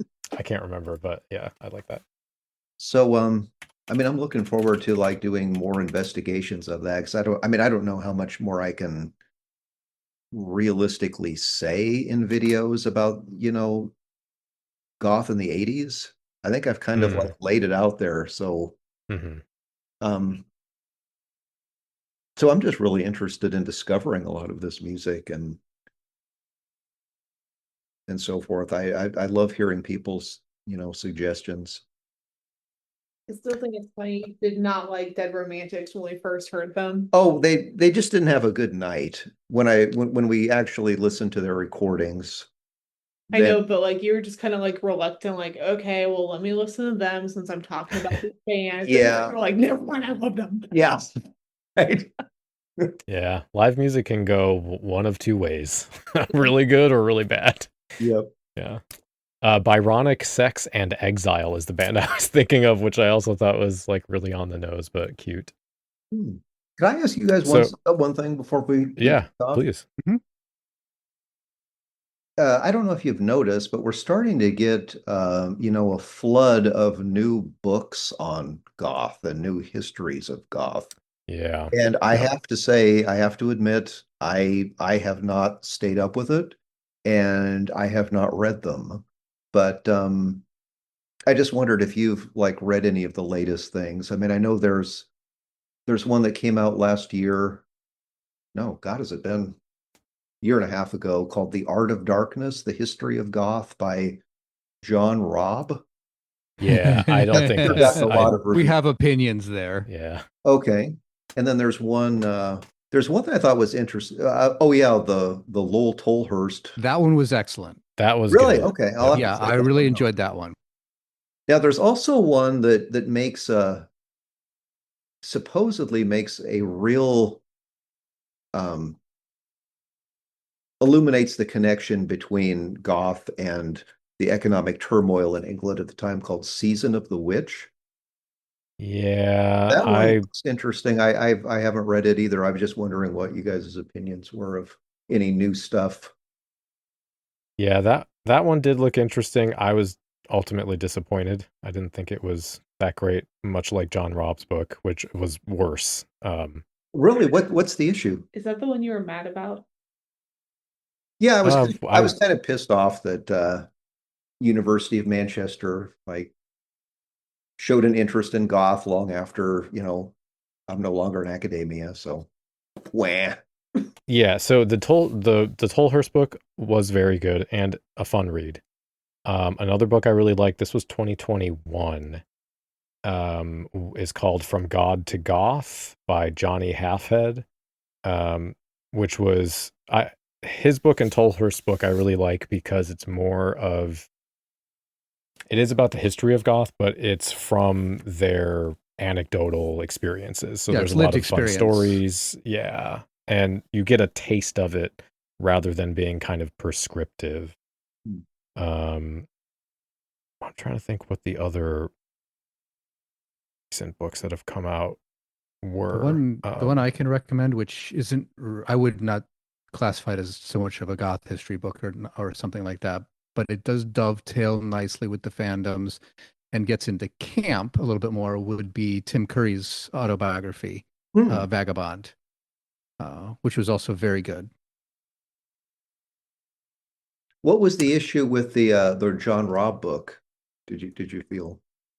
Oh, can I remember? Because it was such a blur of frustration and anger when I read that book. Fair enough. I'm struggling to give specifics. I know I talked about it on an episode 2 or 3 years ago, but honestly, it's really hazy now. Okay.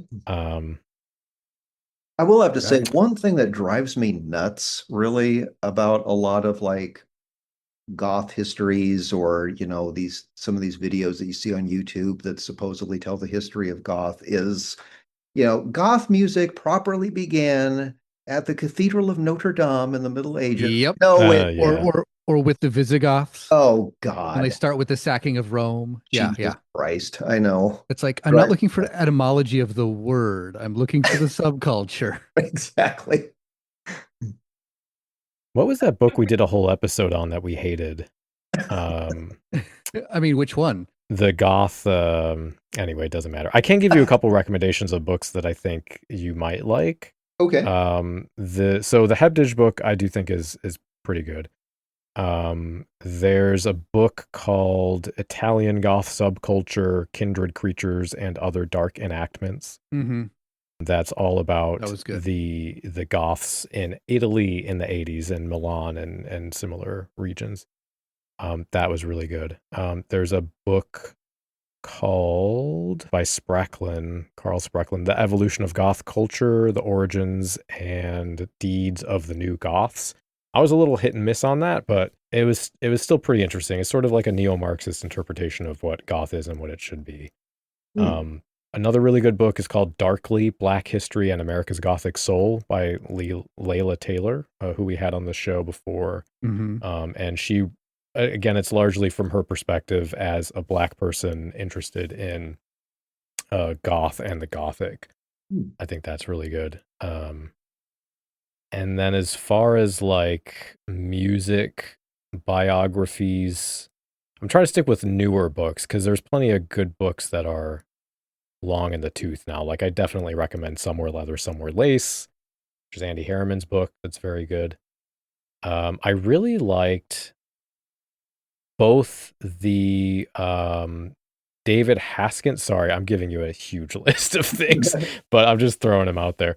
The David Haskins book, Who Killed Mr. Moonlight? That's a trip. That's an acid trip of a book.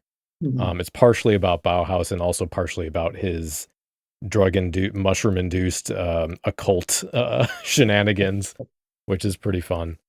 And then there's a book called Bauhaus Undead, which is it's more of a photo book, but there's some pretty good anecdotes about the band and the formation of the band and their like music philosophy, that kind of thing. Yeah, a couple of recommendations for me. Now, these are going to be ones that are definitely on the older side, and maybe ones. The first one is probably one you may have already seen, but have you read "Rip It Up and Start Again" by Simon Reynolds? Yes. History of Post-Punk. Okay, Yep. definitely a recommendation. But you've read that. Another tangentially related one, again, a post-punk one that I will always recommend to everybody.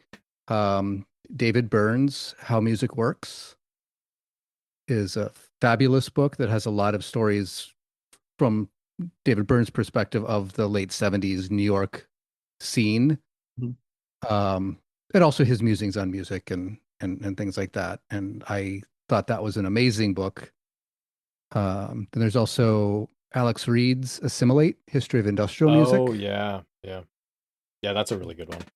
I'd be very interested to check that one out because I'm definitely ignorant about the ultimate origins of a lot of industrial stuff.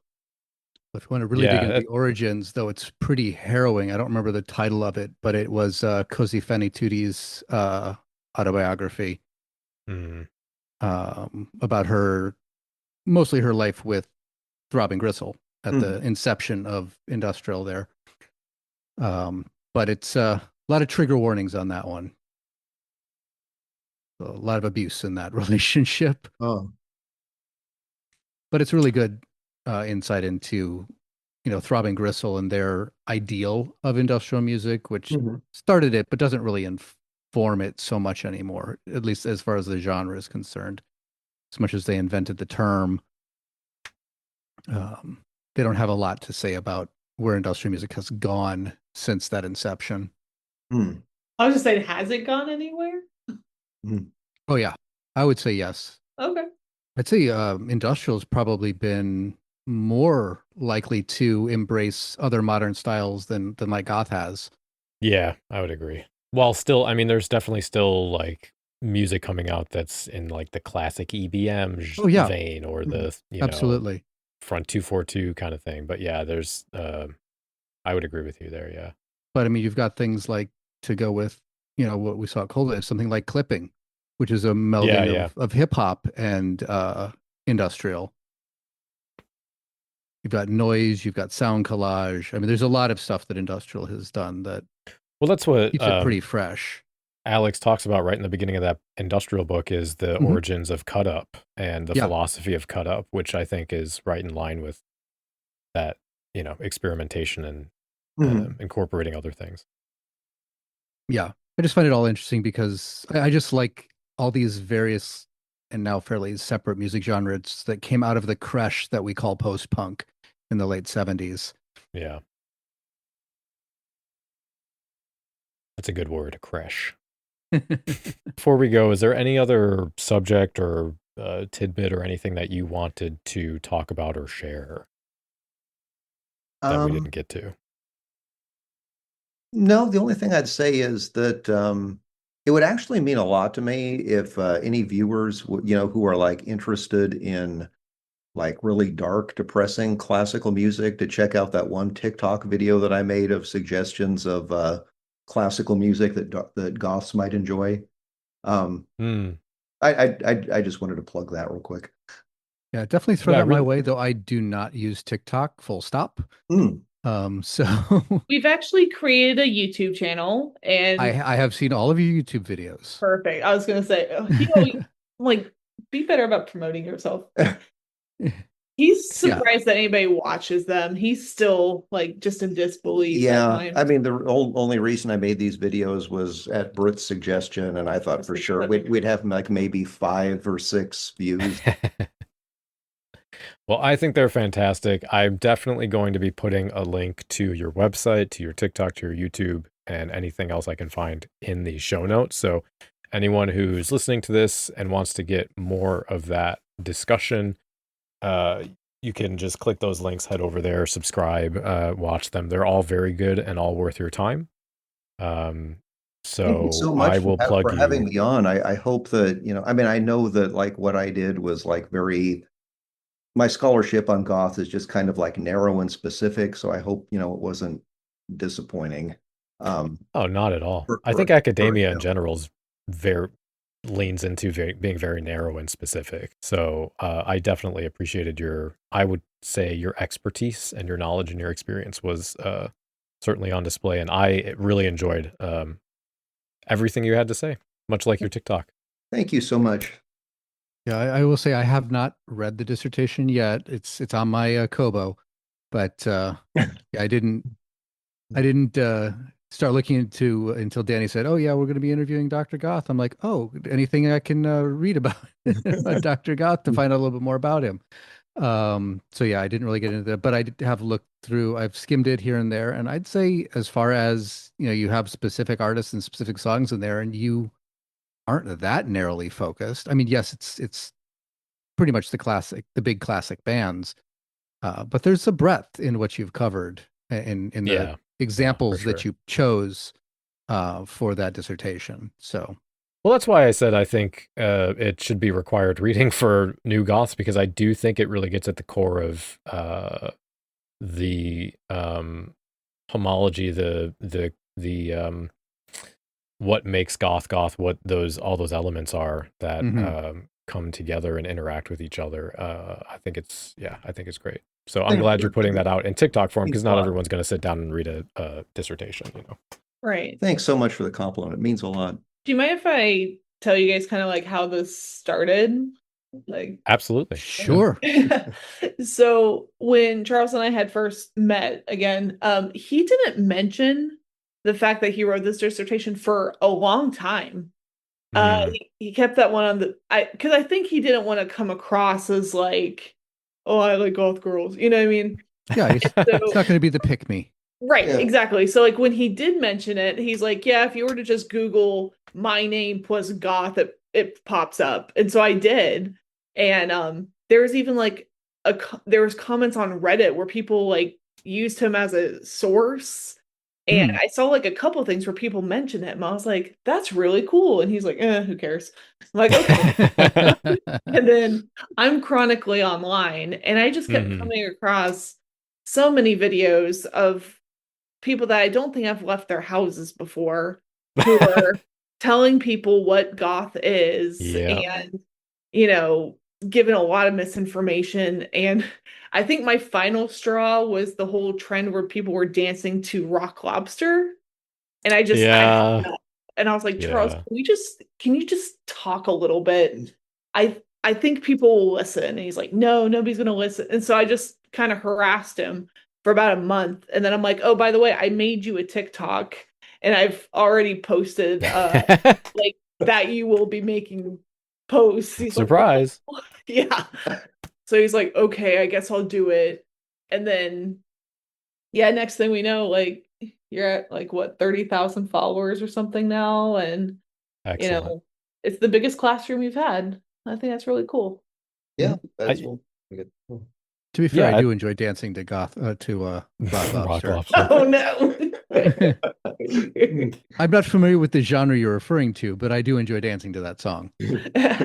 Well, yeah, no, it was this whole TikTok trend where just younger goth people saying how the B-52s are goth. And it was just like, and then anybody that said, "Oh, that's new wave," they're like, "You don't know what you're talking about." We're like, I mean, well, I mean, I wasn't there. I'm in my late 30s, but I've been around a little bit longer, uh, long enough we're to all know. post-punk.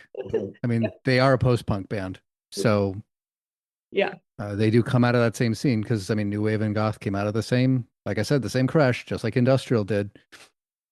yeah, exactly. Well, it was just like the kind of mislabeling of I don't know. Some Yeah. people are kind of sticklers about it, and I wasn't doing it like in a gatekeepy type way, just in the Mhm. way that movies, for example, like you're not going to say like, "Oh, I love this horror movie, The Devil Wears Prada."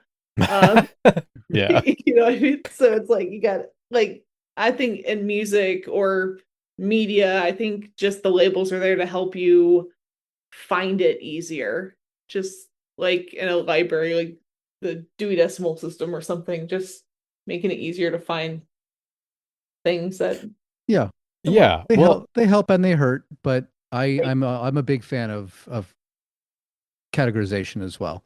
Mhm. Just not categorization with strict barbed wire around each category. Exactly. Yeah.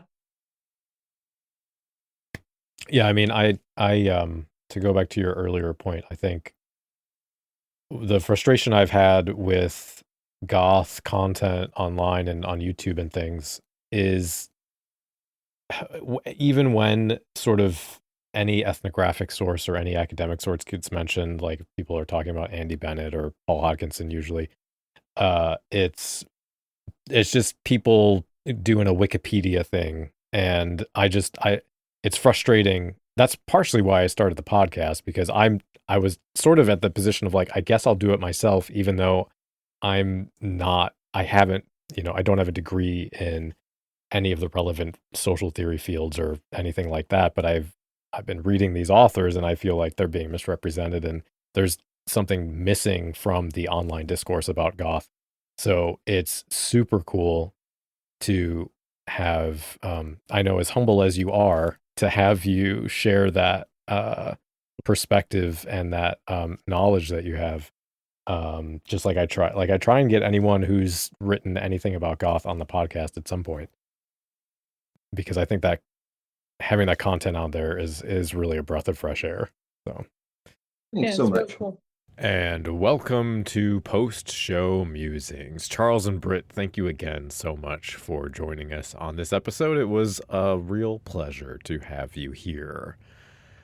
So this is the portion of the show where I share a couple thoughts that sort of popped up as we chatted during the rest of the episode. And it's just me this time. Trey's not here. I used to do something called the Philosophy Corner, which was really stretching the definition of the word philosophy, I think. But I'm going to kind of come at this from that sort of angle as well. I have a couple different thoughts. I have some thoughts on what we talked about in terms of the sort of political climate, and I have a thought about the definition of the word subculture and counterculture and the ways that we understand the impact that subculture has in the world. So first, I kind of wanted to just muse on this sort of overwhelming sense of dread that came up a little bit in this episode, sort of accompanying the onward march of fascism throughout politics and culture, before I get to the sort of philosophical meaning of goth. But when we talk about how hard it is laboring under capitalism, I always want to try and leave us on a positive note or point in a direction to take action in. Of course, we all know the basic steps to take in the face of seemingly impossible circumstances, which are to get involved locally, not just with an activist group, but in your own scenes, of course, like the goth scene, but also with your neighbors and friends. And a lot of that is just having conversations. It's not just fist fighting ice, right? Because beyond the atomization and the infighting among the working class that we kind of talked about earlier in the episode, a lot of us are just afraid. We think we have some small form of stability and are afraid of losing it. So that fear keeps us from going on strike or from speaking about organizing or going to a protest. It's important, I think, to realize that fear is political. People, especially people of privilege, think that not acting is safe. And I say people of privilege because they have the option of not acting. Minority groups don't get that privilege, right? The thing is, though, not acting, the idea that not acting is safe is not true. Capitalism individualizes survival. You know, we've before in the past talked about how people share their problems with AI now instead of their local communities. We are losing third spaces. We believe that in order to have health care, it needs to be denied to poor people and immigrants or to be tied to employment. Food and safety is commodified. Everything is built to disincentivize collective action. Risks feel personal instead of collective, and that isolation is only getting worse and worse. Lenin said that layers of comfort inside capitalism produce hesitation instead of resistance. So maybe another good place to start, actually, is learning the history of political action, because that will sort of disabuse you of the idea that inaction is equivalent to safety. And if you're trying to sort of communicate with people around you, that can also give you direct examples of activism to share that sort of show how workers are the ones who have the power, and together we can threaten the state, not the other way around.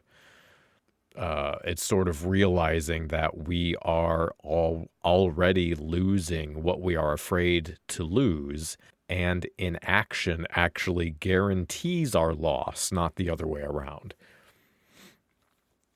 So I wanted to share that counterbalance to anyone out there who might feel a bit hopeless in the face of what's going on. And I wanted to try and tie this idea of political action back to goth again. So I could go the route of pointing at events in our history, the history of goth, that support this type of organizing, but my brain is more inclined to philosophy, so I'm going to go that way instead.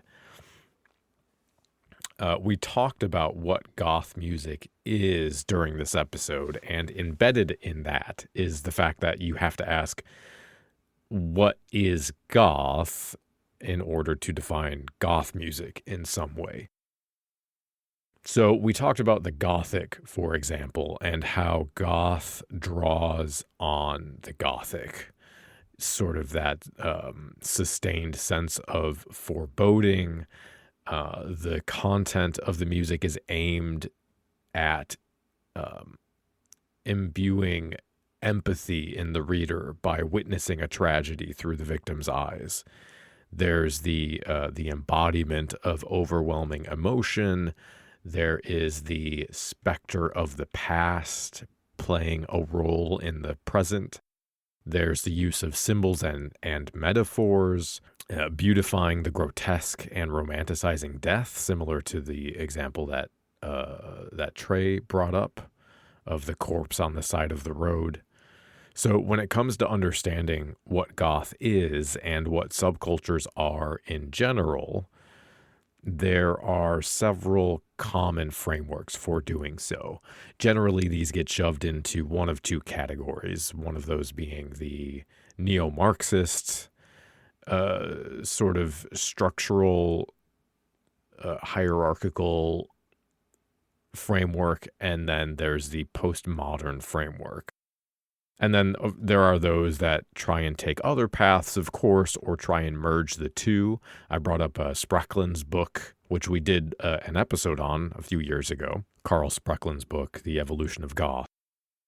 He tried to find a middle ground between the Frankfurt School of Marxism, sort of through the Adorno and Habermas view, with post-structural epistemology. Charles also talked briefly about not seeing an issue with taking ideas from different authors and different frameworks who maybe don't agree with one another, but can both have accurate evaluations of what's going on in subculture. If you've listened to this show long enough, you've heard me move from functional structuralism to a postmodern neo-tribe framework a la Maffesoli.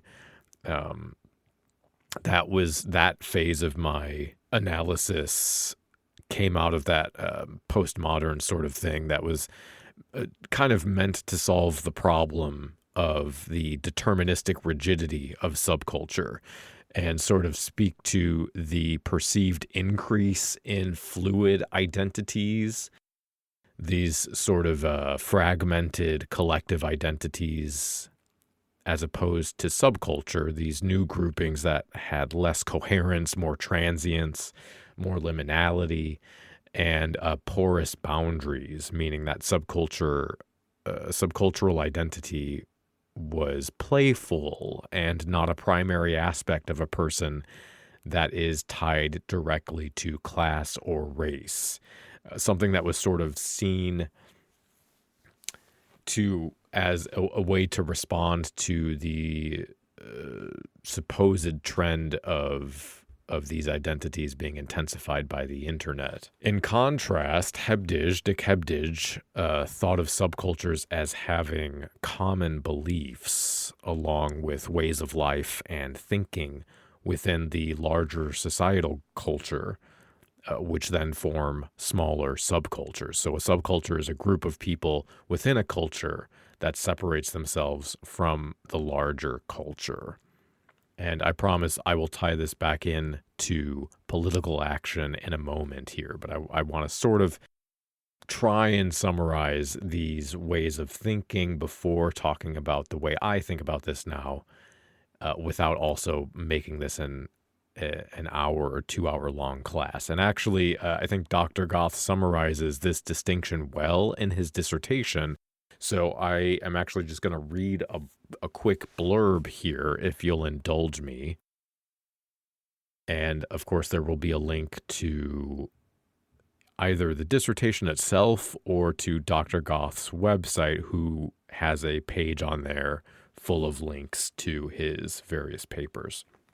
So I'm going to jump into this paragraph where Dr. Goth is talking about the focus of Dick Hebdige's work in relation to the signifiers and signs of subculture. So those are, the clothing, the pins, the symbols of a subculture, and their use and meaning in society. So here's the quote. They, meaning subcultures, resist authority because they defy interpretation. Hebdige goes on to argue that this rebellion through lack of clear signification, a symbolic break with the dominant culture, is the only way the participants can break free from the stereotypes that mainstream society assigned them based on their class. This separation is what makes the social critiques by the subculture so effective. They now hold a new location in class experience and basically become the living embodiment of the ills of society. Members do not articulate problems. Instead, they are a vision of social reality. Their style is inseparable from its meaning and cannot be traced back to its origins. Their art is what Hebdige describes as, quote, the realities of life transformed into entropy and disturbance, unquote. Based on his fieldwork with a select group of informants, Muggleton insists that subcultures are loose organizations that allow the participants to express a measure of individuality from the mainstream and cannot be viewed as expressions of resistance in the Marxist sense. But why do these youth movements have to be interpreted as falling into mutually exclusive categories rather than being appreciated as a type of expression that works on many different levels? Sentiments expressed by musicians who are associated with specific subcultures support the idea that participating in a movement can simultaneously express both personal sentiments and a social conscience. All right, and that's the end of the quote from his paper. So that's sort of a little bit showcasing the differences between those two frameworks, of course, and then expressing this desire to say, why do these need to be mutually exclusive? So I sort of ran into that question as well as I was reading all of this literature out there on subculture and on goth. As you might or might not know, the framework that I sort of settled on in the recent past is sort of an ontological perspective, specifically actor network theory and enactivism. So actor network theory, or ANT for short, sort of suggests that things take form and acquire attributes as a consequence of their relations with others. So rather than identities and agents having a stability, they are seen as a result of different heterogeneous elements being continually assembled together and sustained through reciprocal interaction. And entities themselves are not seen as discrete or something that exists out there with a fundamentally irreducible essence, but as always being enacted or assembled into being through these networks. So there isn't a pre-given essentialist core, but people and things are continuous and unfinished through a process that generates mostly stable effects. So in the way that postmodern theory tries to explain diffusion of identity or subcultural fluidity, that is supposedly accelerated by the internet, I would agree that identity is liminal in a sense, transient in a sense. But I would say that's largely due to an enactment in different contexts. Much like how I might behave one way at home and another way at the grocery store and another at the goth club and another at church if I went to church. These different identities should not be seen as mutually exclusive, as a site of tension, or on the other end, as a sign of disconnection from class and ethnicity and structure, but as the outcome of dynamic networks of interaction. Latour's book, Bruno Latour, who's largely credited for actor network theory, though that's of course a theory that has received contribution from many authors. But his book, We Have Never Been Modern, was in part a dissolving of the modern constitution, what he calls the modern constitution, which is this sort of dichotomy between culture and nature into separate domains. He wants to break down these barriers and these sort of like subject-object dichotomies, and say that all these aspects of nature and culture are already always enmeshed with one another. So actor network theory sort of denies the hegemonic and subculture dichotomy, the norm and abnormal dichotomy, the power of consumerism and subcultural resistance dichotomy, the acculturated behavior and deviant behavior dichotomy. So actor network theory is not hierarchical, it's not modernist, it's not anthropocentric. Subcultures are fluid and sustained through actors in a way that includes technology and environment and historical context, and non-subculturalists in a way that co-creates subculture through action and interaction and practices and alliances. So that also means that abstractions like the mainstream, quote unquote, don't exist out there as fixed independent entities. There is no mainstream that is consistent across time and space, because those norms and values and behaviors and rules are constantly being made and unmade, negotiated and modified through the materiality of those spatial temporal networks. So cultures and identities and agents are constituted through, again, sustained interactions between complex assemblages of the economic, the historical, the ecological, through sensing apparatuses, concepts, theories, language, and so on.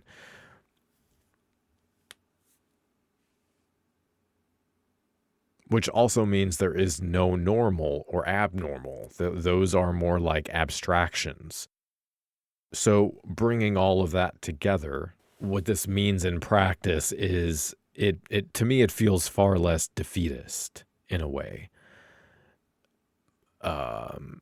We aren't doomed to be steamrolled by fascism because a thing can always be different. So in that way, it's not objectivist, because in any given circumstance, there is the possibility that things might be different. Enacting ways of being, so existing in the world as a goth through these alternative networks, through these alternative presentations, minimizes other ways of being, which you could say are, for example, like the rigid conservative ways of being, and maximizes these alternative ways of being. So it's kind of a dynamic ontological perspective where subcultures realities are not immutable. They are shaped and enacted and contested. And this, I think, it feels hopeful when combining this ontology with politics, because it suggests that the condition of possibilities are not given. They can always be different, which to me gives more power to acting. Doing something, taking material action, is not just throwing a stone into the ocean. It has real, in that way, I guess, ripple effects that over time and over sustained collective action create change. And we can see this taking place in history. Enough rambling and philosophizing. Let's bring this episode to a close. Of course, I'd like to thank everyone who supports us on Patreon. It was an absolute delight to get to see some of you for our annual Patreon hangout not that long ago. My thoughts are still with those who missed it that intended to go, but it was really a good time, and it's been nice chatting with everyone in Discord as well. If you'd like to support this show and help us continue to make new episodes, please head over to patreon.com/cemeteryconfessions. You can get some rewards here and there, but all of your support is extremely appreciated.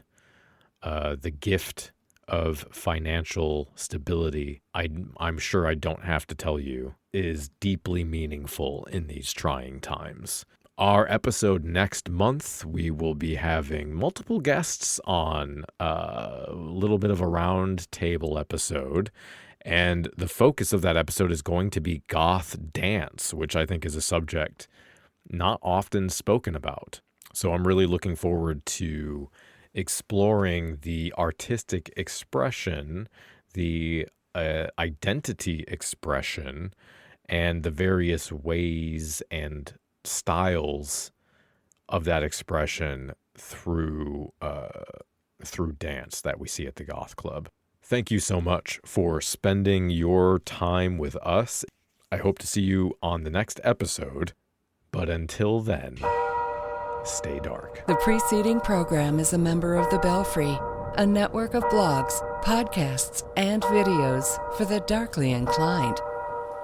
Go to thebelfry.rip for more information.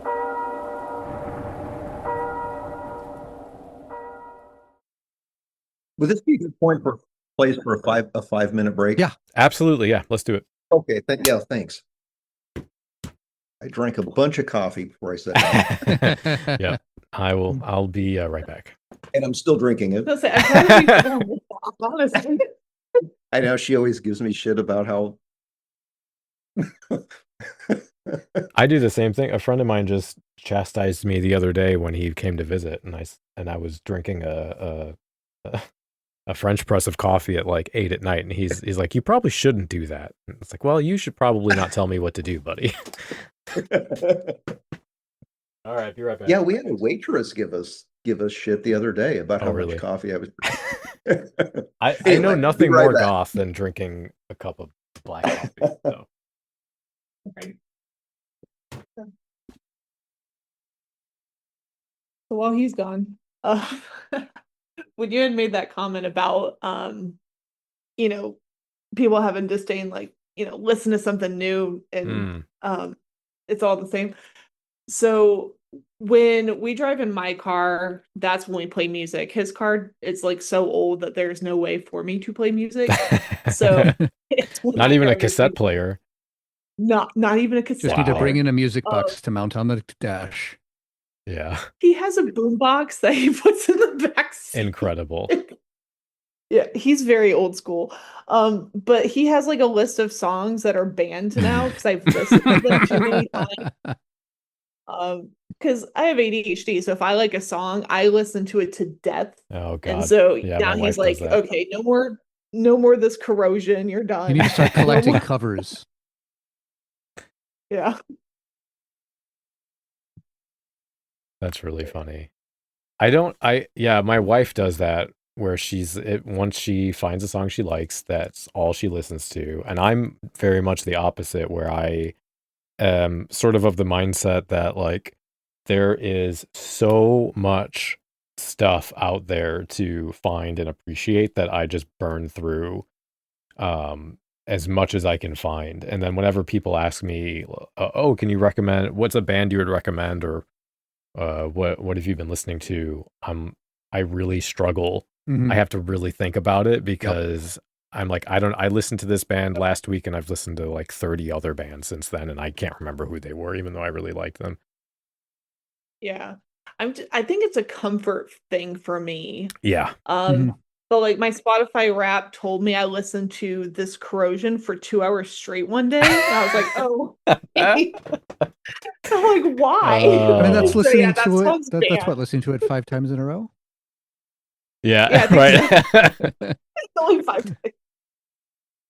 Actually, Sarah yelled at me about that too, because I put this Corrosion on the other, maybe a month or so ago. And we got about 4 minutes through, or however long it was, and I said, "You're in luck because this is the 8-minute version." She's like, "I'm sorry, this is how fucking long is this song? Please change the song now." Yeah, I mean, a little over 10 minutes from my memory from DJing it. Yeah, that sounds right. I was telling them how you've like banned me from playing certain songs while I drive now because you're so sick of hearing them. Oh yeah. I'm trying to remember what else is on there. Peter Murphy Cuts You Up can be a bit of, I mean, I really love that song, but I am sick of that song. That's probably my least favorite song on that album, but I love that. It's a good song. It's a good song. I'm in the same camp of it's been overplayed, but I love the album. Deep is my favorite Peter Murphy album. But Strange Kind of Love is where I'll go usually if I want to hear a song off that album. Fair enough. I think I have to be careful with Baby Turns Blue too, because I think that one's annoying you. No, No. actually, no. I think Perfect. I haven't heard enough of that. Heard enough of it over Oh, I so haven't many bothered years. you with that one enough yet? No, Oh, I think perfect.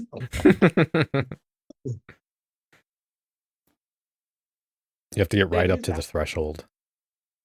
Right? I have to like just watch it because I think it was Peter Murphy that was playing, and you gotta pick something else. I was like, all right, here's rockabilly. Bye. Yeah, because I mean, you don't want it to be these songs, to become like listening to Pink Floyd on a classic rock channel. I mean, there's only so many times you can hear, Money. Come Numb in a day.